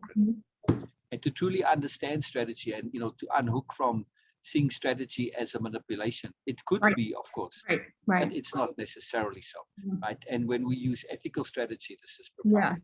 And the need, without strategy, we kind of dead in the water, because even if you do have the energy and the time, without strategy, you could just use that energy and time inefficiently and ineffectively. Right. Right. So strategy is about best use of energy. Yeah. To me, strategy and impeccability, if there is a synonym for impeccability, it would be strategy. Yeah. Yeah. I like it. Yeah. Or leverage, it's the same thing. Strategy is leverage. So impeccability is leverage. We're leveraging our energy. That's what impeccability is, right? Absolutely. Very, very, very, very cool. Very, yeah, I love it. Cool. Very cool. Do you feel you look different? I think so. I do. I just noticed it. Well, maybe it's because of the hair, but I see it on a regular basis. I see it in the shape of your face. How I see the maturity and the strength coming in. Now, I'm always careful to say woman maturity. They think, oh, you say I'm getting older, but I see a strength in your features that I see that, here's somebody who is not going to be knocked off of their emotional, psychological, mental state of being by life. Yeah, I love that. Yeah, that you can hold your position regardless of what comes, which is precisely what you did yesterday. Yes, absolutely. And that is strength to me, right? I can hold myself. I'm not overwhelmed by life. I'm not subjugated by life. I'm not taken over. I'm not made into an emotional mess. I'm not getting into a tizzy. I'm not despairing. I'm not getting hopeless, etc., etc. Right, right. I default to thinking, what can I do? I assume I can do. When I can't do, I trust, right? Yeah. Which is a doing in itself, right? For us. For us, our trust is a doing. Yes? Because we employ the sophisticated strategies of, like you did yesterday, of choosing to believe and having to believe. Right. That was your doing yesterday. Your doing was to employ those two profound, life-changing conceptions. Absolutely. Yeah. It's like, to me, to see the world as already perfect, it's something I have to believe. Right. At the end of the day, I have no choice. When I put together all the facts and the probabilities and the logic and the sensibility, I have to believe. Right. I don't believe in a deity God like most people do. To me, God could be me. Right. God could be the sum total of all of our intents lumped together. Right. That could be God, right? God could be energy, intent, just intent as existing as an energy form out there. So I have many different potential conceptualities. Plus, I do not fall into this bias that the Judeo-Christians have forced onto the world of God being singular. Right. I agree. They were very clever in saying that, our God is the best God because we have just one God. Right. It made it, from an argument point of view, it made it difficult to argue against. So, they leverage the superiority paradigm, because if you have many gods, well, who's your best God? Automatically, you devalue their gods when they're multiple. Right? It's a very clever argument. Of course, anybody would have some sophistication would say that doesn't devalue them at all. They're just individuals that all have their value, right? You don't have to have some supreme God. They're all magic. They're just incarnations of everything. So I also don't see, any kind of thing like that as a singular. It could be a plural. I have no idea, you know. And the Right. universe is a plural to me, right? Absolutely. So, you know, when it comes to believing in stuff, this also has come up recently. I believe in everything. How can I not if I believe in an infinite universe with infinite possibilities? I'm probably losing you. Sorry. I had to let the dog. Oh, okay. Yeah. No problem. No, I hear you. I hear you. I see you in the sun. I had to let the dog out because he's having major diarrhea problems today. So I'll be back inside in just a second. Yeah, no problem. I hear you. I hear you. So if you're in the God's families, you're definitely going to be in the Athena Apollo family. In the sun God's family. Right. I agree. When you're in the sun, you like glow and you illume and it enlivens you. I mean, you know, I can see how the stories came about in the past, right? Well, I appreciate it. See how that's making, you know, how the thing, you know, other people, they don't care for the sun. It makes them look wilted and, you know, like stressed and sweaty and whatever. And, you know, at nighttime, that's when they shine. Okay, there you go. You lunar, you know. I see. And it's funny because I love the sun and the moon both. Like I have very different loves for both of them. But yeah, it is funny. I love the heat. I love the sun.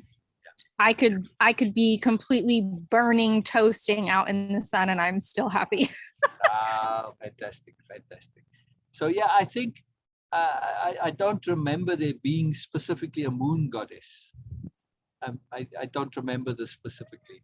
Question. I don't know. And you know what's funny?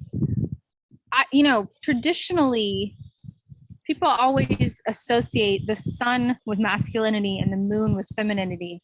But I get a very masculine vibe from the moon. I've never seen the moon. I agree, because it's the man in the moon, not the woman in the moon. Right. I don't know why, but I've always the moon and is very masculine. It's the sun goddess usually. Right. Oh God, go away. Yeah, I agree. I've always gotten a very masculine vibe from the moon. So for me, it's the other way around. But I suspect that, like in everything, it's both. You know, it depends on your perspective. I agree. All right, Tank, let's go. Come on. I mean, you know, from a nurturing point of view, come on. The sun is definitely more nurturing than the moon. That's by a long shot. That is very true. So, and you know, so I agree with you. I love the idea of suns as sentient beings, as epitomes of independence of being. To say, I am being my goodness. All I need to do is shine and be good. And where I'm not doing it for anybody else. It's for myself, right? Where my sunlight goes, it goes. Right. You can use it or not. That's up to you. You want to grow weeds with it? That's up to you. Right.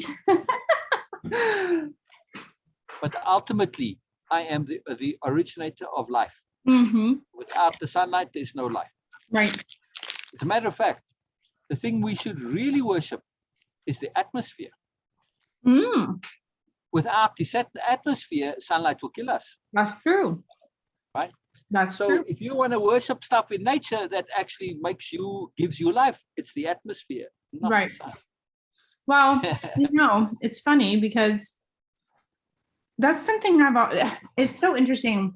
Discernment. I think I've always had a really interesting relationship with nature because I feel like I've always had this very keen awareness of the beauty of nature and the sort of nurturing aspects of nature, but also the very real dangers of nature and having like the necessity of having a very healthy respect for nature. Because virtually everything in nature has both the ability to help you or cause you harm. And it really comes down to your way of interacting, right? There are good, healthy, safe ways to interact with nature. There are reckless ways to interact with nature. Strategy. It's your choice, right? Strategy. Right. So the entire, cosmology, it's saying that, perspective, perception, the atmosphere, it's a filter. Mm-hmm. You cannot deal with things raw. You need to filter it to make it useful. Right? The raw sunlight on its own, they're going to kill you. Mm-hmm. It's fascinating. Absolutely. Fascinating. So, when we look at it in that perspective, it's really powerful, no? Right. The wind can kill you, water can kill you. Everything in its raw Everything. state. Everything. It all needs to be filtered. It all needs to be leveraged. Yeah. So in other words, awareness and strategy, right? Filtration, perspective shifting, leverage, they're all parts of the same overall selectivity, appropriate usage. That's where appropriateness comes so big, yeah? Absolutely. Well, and I think for me, a lot of it too is appropriate sort of self-awareness, I guess. Yes. Understanding that like there are many things in our universe that are much more powerful than we are. And that's okay.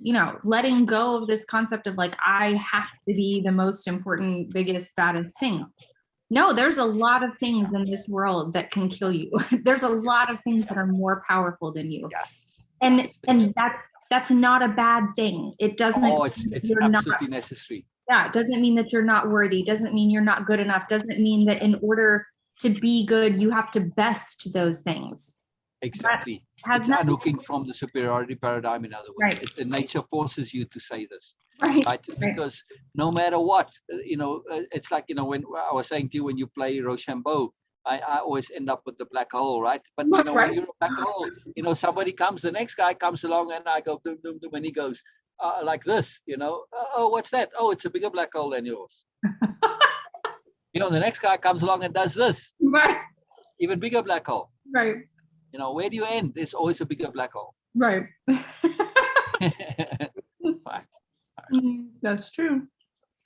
It's very powerful to be aware. So, when you get hooked in being the biggest and the baddest, it's a nowhere. You're going nowhere, really. I mean, and eventually you get to be a black hole. True. This is if you take superiority to its ultimate, you're aspiring to be the most destructive, negative thing in possibility. Wow. That's, yeah. Your ambition. This is the most powerful thing ever. Black hole.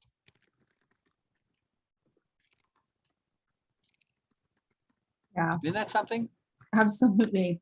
Dead end. Mm-hmm. Yes, the superiority paradigm was necessary to bring us out of nothingness, because indolence, otherwise, it's what motivated us out of conservation of energy. Mm-hmm. Right? Which is the natural state of energy, to not want to waste it and spend it. It's only when we add these preposterous agendas and motivations that we actually did something. So ego and superiority actually got us to evolve and grow. But it's the start, not the end. Right. The stimulus. Yeah. Yeah. Very powerful. Very powerful. All makes sense. But also, it's why in my whole, Council of the Gods and bringing them into the Biala series, why for them, as powerful as they are absolutely not all powerful. They just, people with benefits, really. Right? And they realize at some point we've got power, but we don't have wisdom. Mm-hmm. We can actually learn from humans, right? Because we've neglected our wisdom through our arrogance. And our complacency being powerful, right? It's made us into actual fools, and worse, it's made us into horrible human beings, or horrible sentient beings, horrible beings, right? And at some point, the universe has smacked them down, right? They just have a longer story arc than humans. The same thing, all the dictators, it ends miserably and all that, it never ends well for them either. But it doesn't end well for the gods, at least because they're immortal. Well, they just end up in this, nobody loves them, everybody hates them, they're just miserable. And they realize that they are, and their guilt eats them up for centuries. They've got to deal with this guilt of being these total dickheads, So it's a good story. It really makes you think. But the intent of the story, at least the main Council of the Gods, not whether in the Biala series, but on its own story, where Emilia, ends up, anyway, where they, the main intent of that story arc, going through the centuries, starting from Columbus, it is to show how things like the Second World War make sense in the context of awareness. Mm-hmm.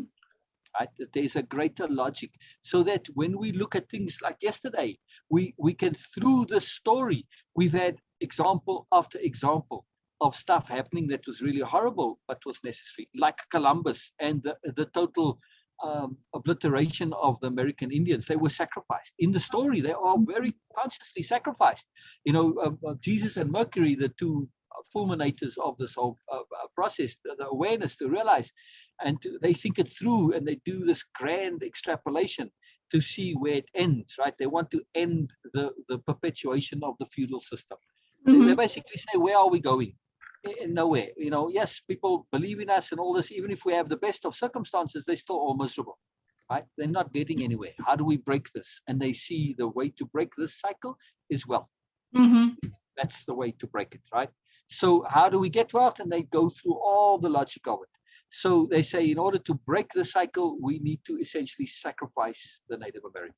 Wow. And there's a logic too, because you also have, the conqueror guilt, which makes people absorb the psychology and the philosophies of the conquered, which is necessary. The magic of the spirituality of the Native Americans is very important, because it's not religious, it's not dogmatic, it's not about God worshipping and all this. Right. It's a based thing. It's something for everybody. So there's a lot of logic.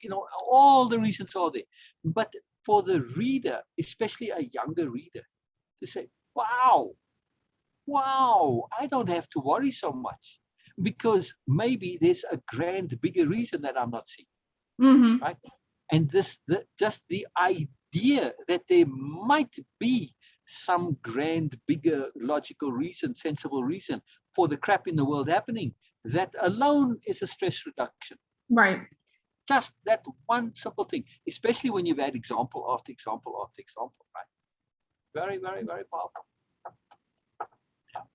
That's really a story that I would like to work on in collaboration with people, because it takes, I feel that you want a lot of research. Like I remember seeing this, and I on Facebook, when I was working hard on the writing, I joined all the writing groups, and anybody who was a writer, I friended them. So I don't connect with them ever much, but they're there still as friends. And the one guy is a constitutional historian, and he writes novels revolving around that. So I had seen at some point that somebody said that during the time of Washington, in the revolution, many things happened that were anomalous at the time. And if they hadn't happened, the whole thing could have been derailed. Right. One thing in particular was a hurricane in Washington, D.C. Wow. Yeah. And it flooded the river, and it delayed things, and the British couldn't cry, and it just changed the whole course of things. And if it hadn't for that, Washington wouldn't have been able to marshal his forces, and he would have lost, likely. It made a massive difference to him, but it was just total anomaly. And then I saw a few other things. So I asked this historian guy, I said, if somebody truly knows all of the unusual things that happened during the time of the revolution, that would they believe it? Would it make sense to them? And he said, no.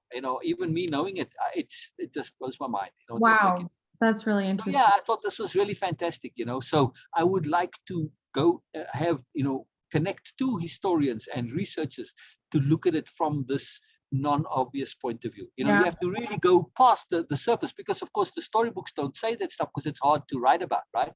And you don't want to take away the glory of Washington to say, hey, he just got lucky. You see what I mean? Right. Now, back in the Old Testament, you had this happen. Yeah.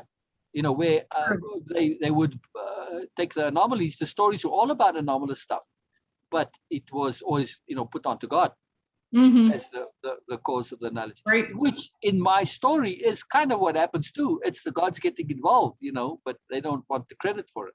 Interesting. So, take Jericho and Joshua, with the banging on the shields and walking around the thing. They were doing this anyway, but because they had a right cause, the vibrations and all this didn't really make the walls crumble down. Maybe they were close to it. The God at that time didn't have to do very much to, have the vibration in just the right place and then cause a snowball effect, Right. But it would take very little extra to do that, But of course, they did this with many other cities, and it happened on the one that had very poorly built walls, and that's the one you remember. You don't remember all the others where you did it and nothing happened, right? Right. So we also have to look at selective history. But still, though, I feel that from a psychological comfort point of view, to people who see the drama in the world and stress about it, I think when you start to look at this bigger picture, it brings this trust that things make sense. Right. Right. You know, and also, of course, that people had to do stuff. Jesus and Mercury, they say their mandate is they've discovered through trial and error, or through basically they've learned a really hard way. All the gods have learned a hard way that they're meddling, they're going to get smacked by the universe, right? Yeah. So they really pay the price for their meddling. So they come to realize we can meddle, but we need to keep it to an absolute minimum.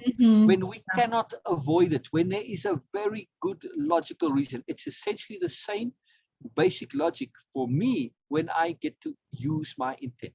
I know I can make stuff happen with my intent. I can really make stuff happen, but I use it sparingly because I'm so concerned about using it inappropriately. When I have no choice, when my back's to the wall, I say, well, I got no choice. In other words, if I were put in the courts of conscience and they say, well, why did you do this? I go, what else was I supposed to do? Right? I had no choice, right? So that's it.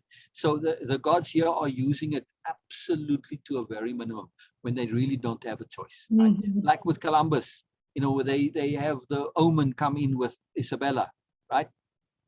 It's a crux point, right? And she has no real good logic for making decisions. She doesn't know all the details. She doesn't know, and she's capricious. So it's just her mood of the day. I mean, she turns to her soothsayer or whatever, her court advisor, who's an astrologer, and, you know, he's pulling up.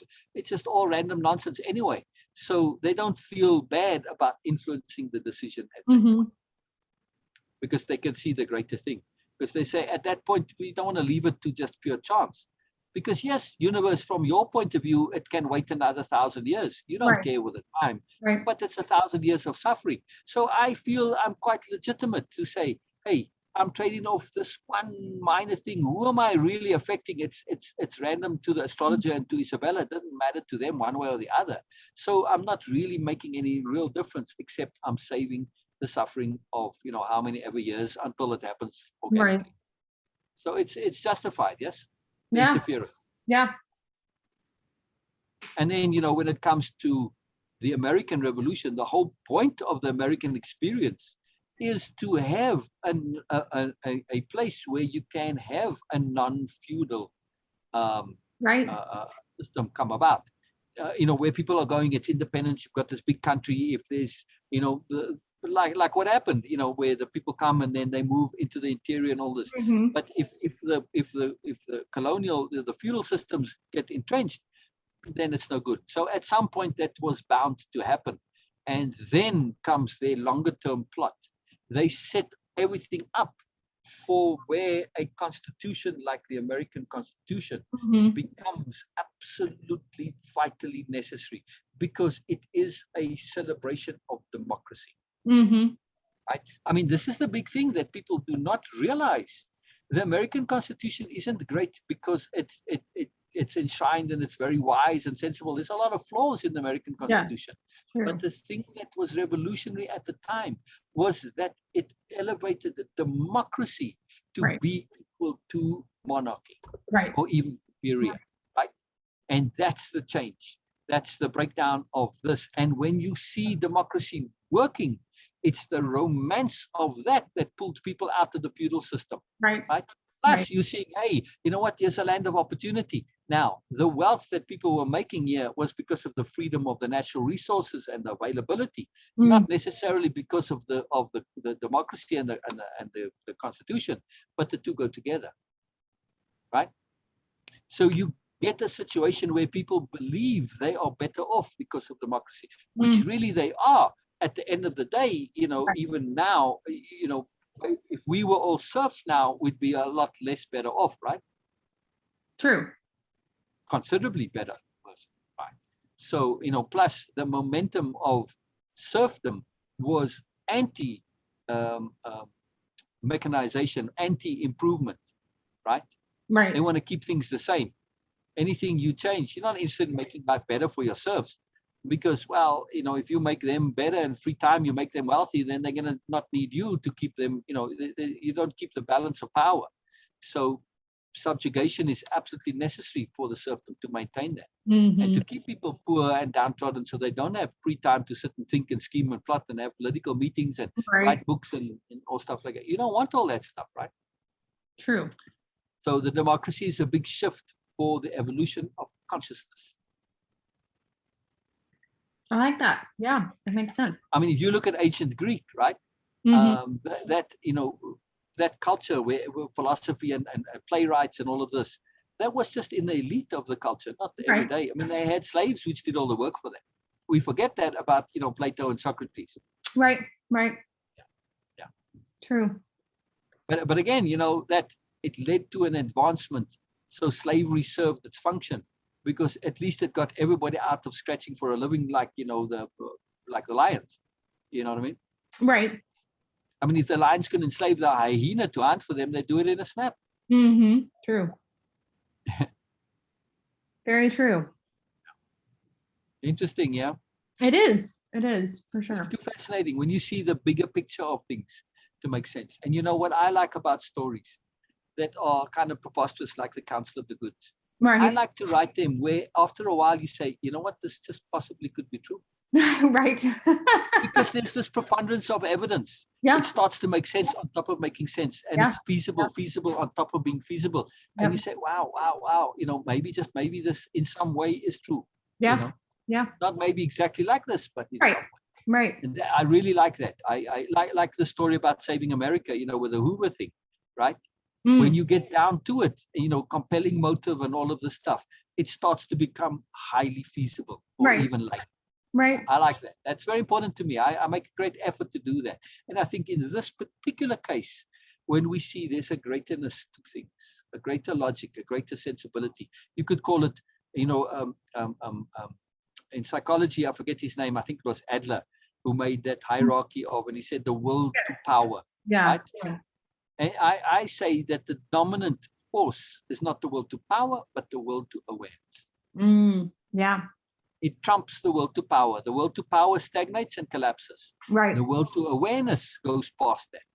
Absolutely. So when we understand the will to awareness as being the real issue, because the will to power, it's only some, not everybody wants to be the alpha dog. Right. Many people are content to just do their own thing and garden and farm and be, it's the exception that wants that. They make it sound, they push it like it's everybody's agenda. Right. It legitimizes them, but it's not so. The will to awareness and the will to joy and happiness. But again, even if you just in your own, doing your own little thing, you're constantly looking at little improvements that improve your world. Right. So your spirituality is part of that, which is the will to awareness. True. Very, very powerful. Very powerful. It is. But before you go, real quick. Yeah. I was so keen to finish up the last part, but hey, next time. But did you get a chance to look at what's next? I didn't. I intended to start on the feeling and believing thing. Oh, good. Good. I got totally derailed, so I'll do that. I'll do that for next time. Yeah, that feeling and believing, I would say go into it, not just for yourself, obviously, but to understand it from how it applies to others. Okay. Interesting. Right? To use it as predominantly a tool for the understanding of a very predominant psychology, which limits most people. Interesting. When you see people distorted, it's because of this over excessive loop. It's a lunatic loop, I call it. Right? They get caught up in that lunacy loop. Yeah. An infinite loop of the feeling justifying the belief and then back in reverse again. Okay. So you have two things which both make no sense, but they are deemed to make sense because one reinforces the other. So when we understand this when looking at others, it's fantastically useful. As a power tool, it's unbelievable. Not only in just understanding others from a psychological point of view and making sense point of view, but also from a capital D diplomacy point of view. Interesting. Okay. Taliban, classic examples of feeling supporting belief and belief. Interesting. Yes. It's phenomenally useful power tool. That's why it has its own little program. Yeah. It's short, but it's very, very, very useful. Yeah. Interesting. Massively so. Massively so. I'm looking forward to that. I'm massively looking forward to that. And again, too, I just want to wrap up, the last, just my Mr. A, to finalize. We were on the last couple of slides there, just to tie it all together and then to do a recap overview analysis. Yeah. Yeah. Always Absolutely. important. And then, I like it when we take the pressures of attunement, like the Afghan situation, and relate to that, because look how much it leads to. Right? There's a lot of power in it. So I really enjoy that. If we do this every single time and never get to that, that's okay too. truly, it's okay, because everything is what we do. It's all awareness, right? I agree. Doesn't matter. There's always massive value. Yes. Very cool. I love it, and I love you too, Erica. I love you too. Truly, I just, every time I see you, I'm like, wow. I'm always impressed. Wow, that means because I see your personhood. Right. See? That means the world to me. I see strength coming through. Well, like that's a solidity and a determination and a power to do, in the sense of not the usual doing, but that I'm not pressured to go and do stuff because I feel guilty. Right. I'm doing my thing. What you are doing is maintaining your integrity, maintaining your awareness, maintaining your sobriety, maintaining your perspective. That's a doing. Right. And it takes a lot of strength to do that. It does. It's true. It takes a lot of strength to do that. It's true. Powerful stuff. Very magical. How's Joe before you go? Good. Okay, good. And are you enjoying your observation of Kay implementing her connectivities, her tools in terms of her now redoing things, right?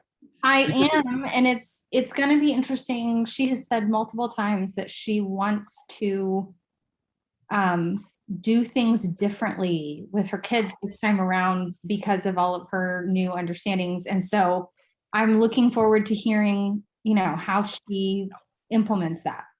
Yeah, and that's why I made the, to say it's very rarely we get a chance to observe somebody redoing things where the conditions are so pretty close to being the same. Right. I mean, she's got the same teachers and everything, it's the same environment. Yeah. But she gets that opportunity to redo. This is rare.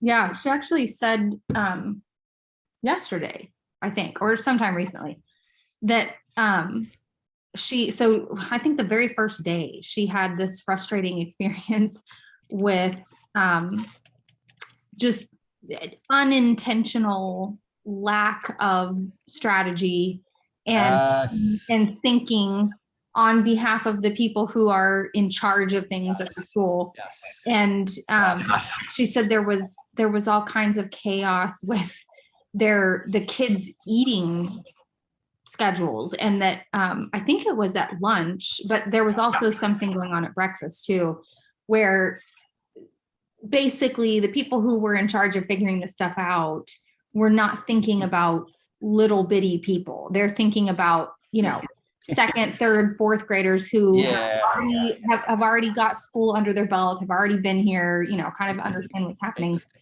And so the way they had structured the breakfast and lunch, they basically didn't account for the necessity of multiple adults being in the room with the kids to help them open their milk, to help them get their silverware, to clean up the inevitable spill. The blight of unawareness. In other words. Right. And Mom said she was really frustrated at first, and she came to this understanding that this isn't going to change, and I'm going to have to do this every day. And she was really frustrated. But then she said she just had this total change of mindset and said, well, okay, this is not going to change. And so I have to understand how to deal with it. Yeah, to adjust and to say, okay, this is what I need to do. This is part of what I need to get done. So what can I shift? What can I change? How can I adapt to make this work? And she was really excited that she was able to do that pretty Fantastic. quickly.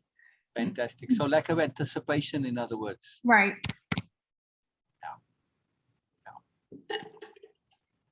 Wow. Wow. You know, when we play Name That App, it really is so powerful Mhm. because we need to train our brain to start thinking in abstract.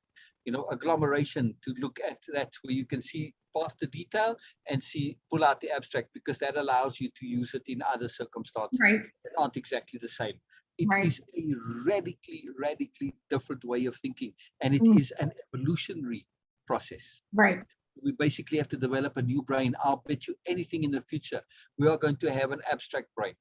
You Interesting. know, added on. We're going to have this longer head, and there'll be, you know, that extra space up here. Well, that's where that's You know what I'm curious about? formative. Something that I have thought about. This is, well, we'll have to go into this in further detail at another point because I've got to go practice guitar. But something that is a really interesting concept to me that I've thought about actually many times is whether or not we have effectively killed the process of evolution in humans. Because Like physical evolution? right, I mean, evolution from a past history standpoint has come about as a result of natural selection, right? Different people or creatures, whatever, who have some special advantage that makes them better able to survive in specific situations is what leads to evolution, because those people are the ones who are left when something happens and, you know, whatever. And in modern times, with modern medicine, with, you know, all kinds of different things, generally speaking, everybody, even those who have a natural disadvantage, are still having a good quality of life, are still reproducing, are still, you know, whatever. So I have thought about that so many times, that are we at a point where, barring some kind of worldwide catastrophic event, we have sort of halted the process of evolution at this point? Ah, very interesting. Very interesting. All right, so I have another nice story idea. You look at old, lots of, this is a regular thing. Civilizations just disappear, right? Mm-hmm. All of a sudden they're there, and the next thing they're gone. Right. And this is a very common pattern that you see. Now, this is my story premise, is you go into it and you show the civilizations at the time, and everybody's all spiritual, and they're all getting together, and there's collaboration, and they put their intents together, and they're working as a society. Because it's more a society than a civilization. They're more societies that disappear. So I should change that, society. As a society, they have this intent at spiritual transformation, right? Transcendence, right? So they work together, their intent, they start redescribing the world because their intent is together, and they end up, and that's why they disappear. Now, what actually happens? Or at some point, you have, again, you bring the gods into it. You know, they see, oh, yes, the society, you know, let's go and help them out. They're really making an effort. And they come and they have the visitation, you know, like you have see the pyramids or whatever, you know, you have lots of hieroglyphics and stuff that depict sort of stuff that is, you know, futuristic. So they come and they say, okay, here we go. And they take the people with them, right? Because they've developed and they've become really spiritual, and they've developed their awareness, etc. What happens to the people not involved, the peripheries, the ones that said, you know, the doubters, right? In those societies, there's very few of them. But at the time when the aliens come, this is the premise of the story, to take them along with them, there's, you know, you've got maybe the guy who's the outcast, and, you know, he's wandering around in the middle of nowhere. The rejects, in other words, right? They continue the world. Right. Because you as the aliens, you don't care. You've taken the people, the rest, well, you know, too bad for them. But they don't just die and end. We are the descendants of the rejects. Right. So essentially, we've grown up in a culture. If we take our culture going back, it is reject BMN psychology, right? So we understand now. Now it puts a different spin on where we're at now. We're not in the consequence of a world evolving sensibly and naturally. No, we are the consequence of reject, you know, messed up BMN psychology predominating, which makes more sense, because this struck me when looking at sanity. Do you know just one person ever who you could say is 100% safe? Yeah. No. Hard to Now, say. you would think as time goes by that there would be an evolutionary pressure, sanity, as there is, somewhat towards uh, uh, intelligence, right? But why not sanity? You would think that in the millennia we've had to work on sanity, we'd be a lot better at it than we are now, unless we are in some way genetically predisposed to be insane. Right. If we are, our starting foundation were all the lunatics, the insane, the crazies, Right. the defunct, right? Well, the knackered. It makes more sense, no? and I mean, to me, it goes back to, I'm still fascinated by what I read in Sean King's book several years ago about the Leopold von Ranke There you go. hypothesis that, we are not evolving in this upward trajectory. Like if you look, we think we are, but if you look at real recorded human history, we're just doing this over and over and over and over again. We're not actually progressively evolving. Right. So again, insanity, which insanity is by definition a self-destructive psychology. So Right. if we are genetically predisposed to be self-destructive, we are going to do this, come up and then back down again, up, Right. back down again. Right. That's why we get left behind, because, well, sorry, dude, your DNA does not allow for you to go there. Right. So this is really, the title of the series is, or the series title is Children of Insanity. Right. Right. I like it. I like it. I like it. Something to think about. Yes. To think about. For sure. I like it. All right. Bye-bye, Erica. I so love this. Bye-bye. Bye-bye, Magical. All right. Bye. Thank you so much, Sil. I will talk to you on Thursday. And send my best to Kay and tell her I miss her. I will. I will do it. Absolutely. Bye. Bye-bye. Fantastic.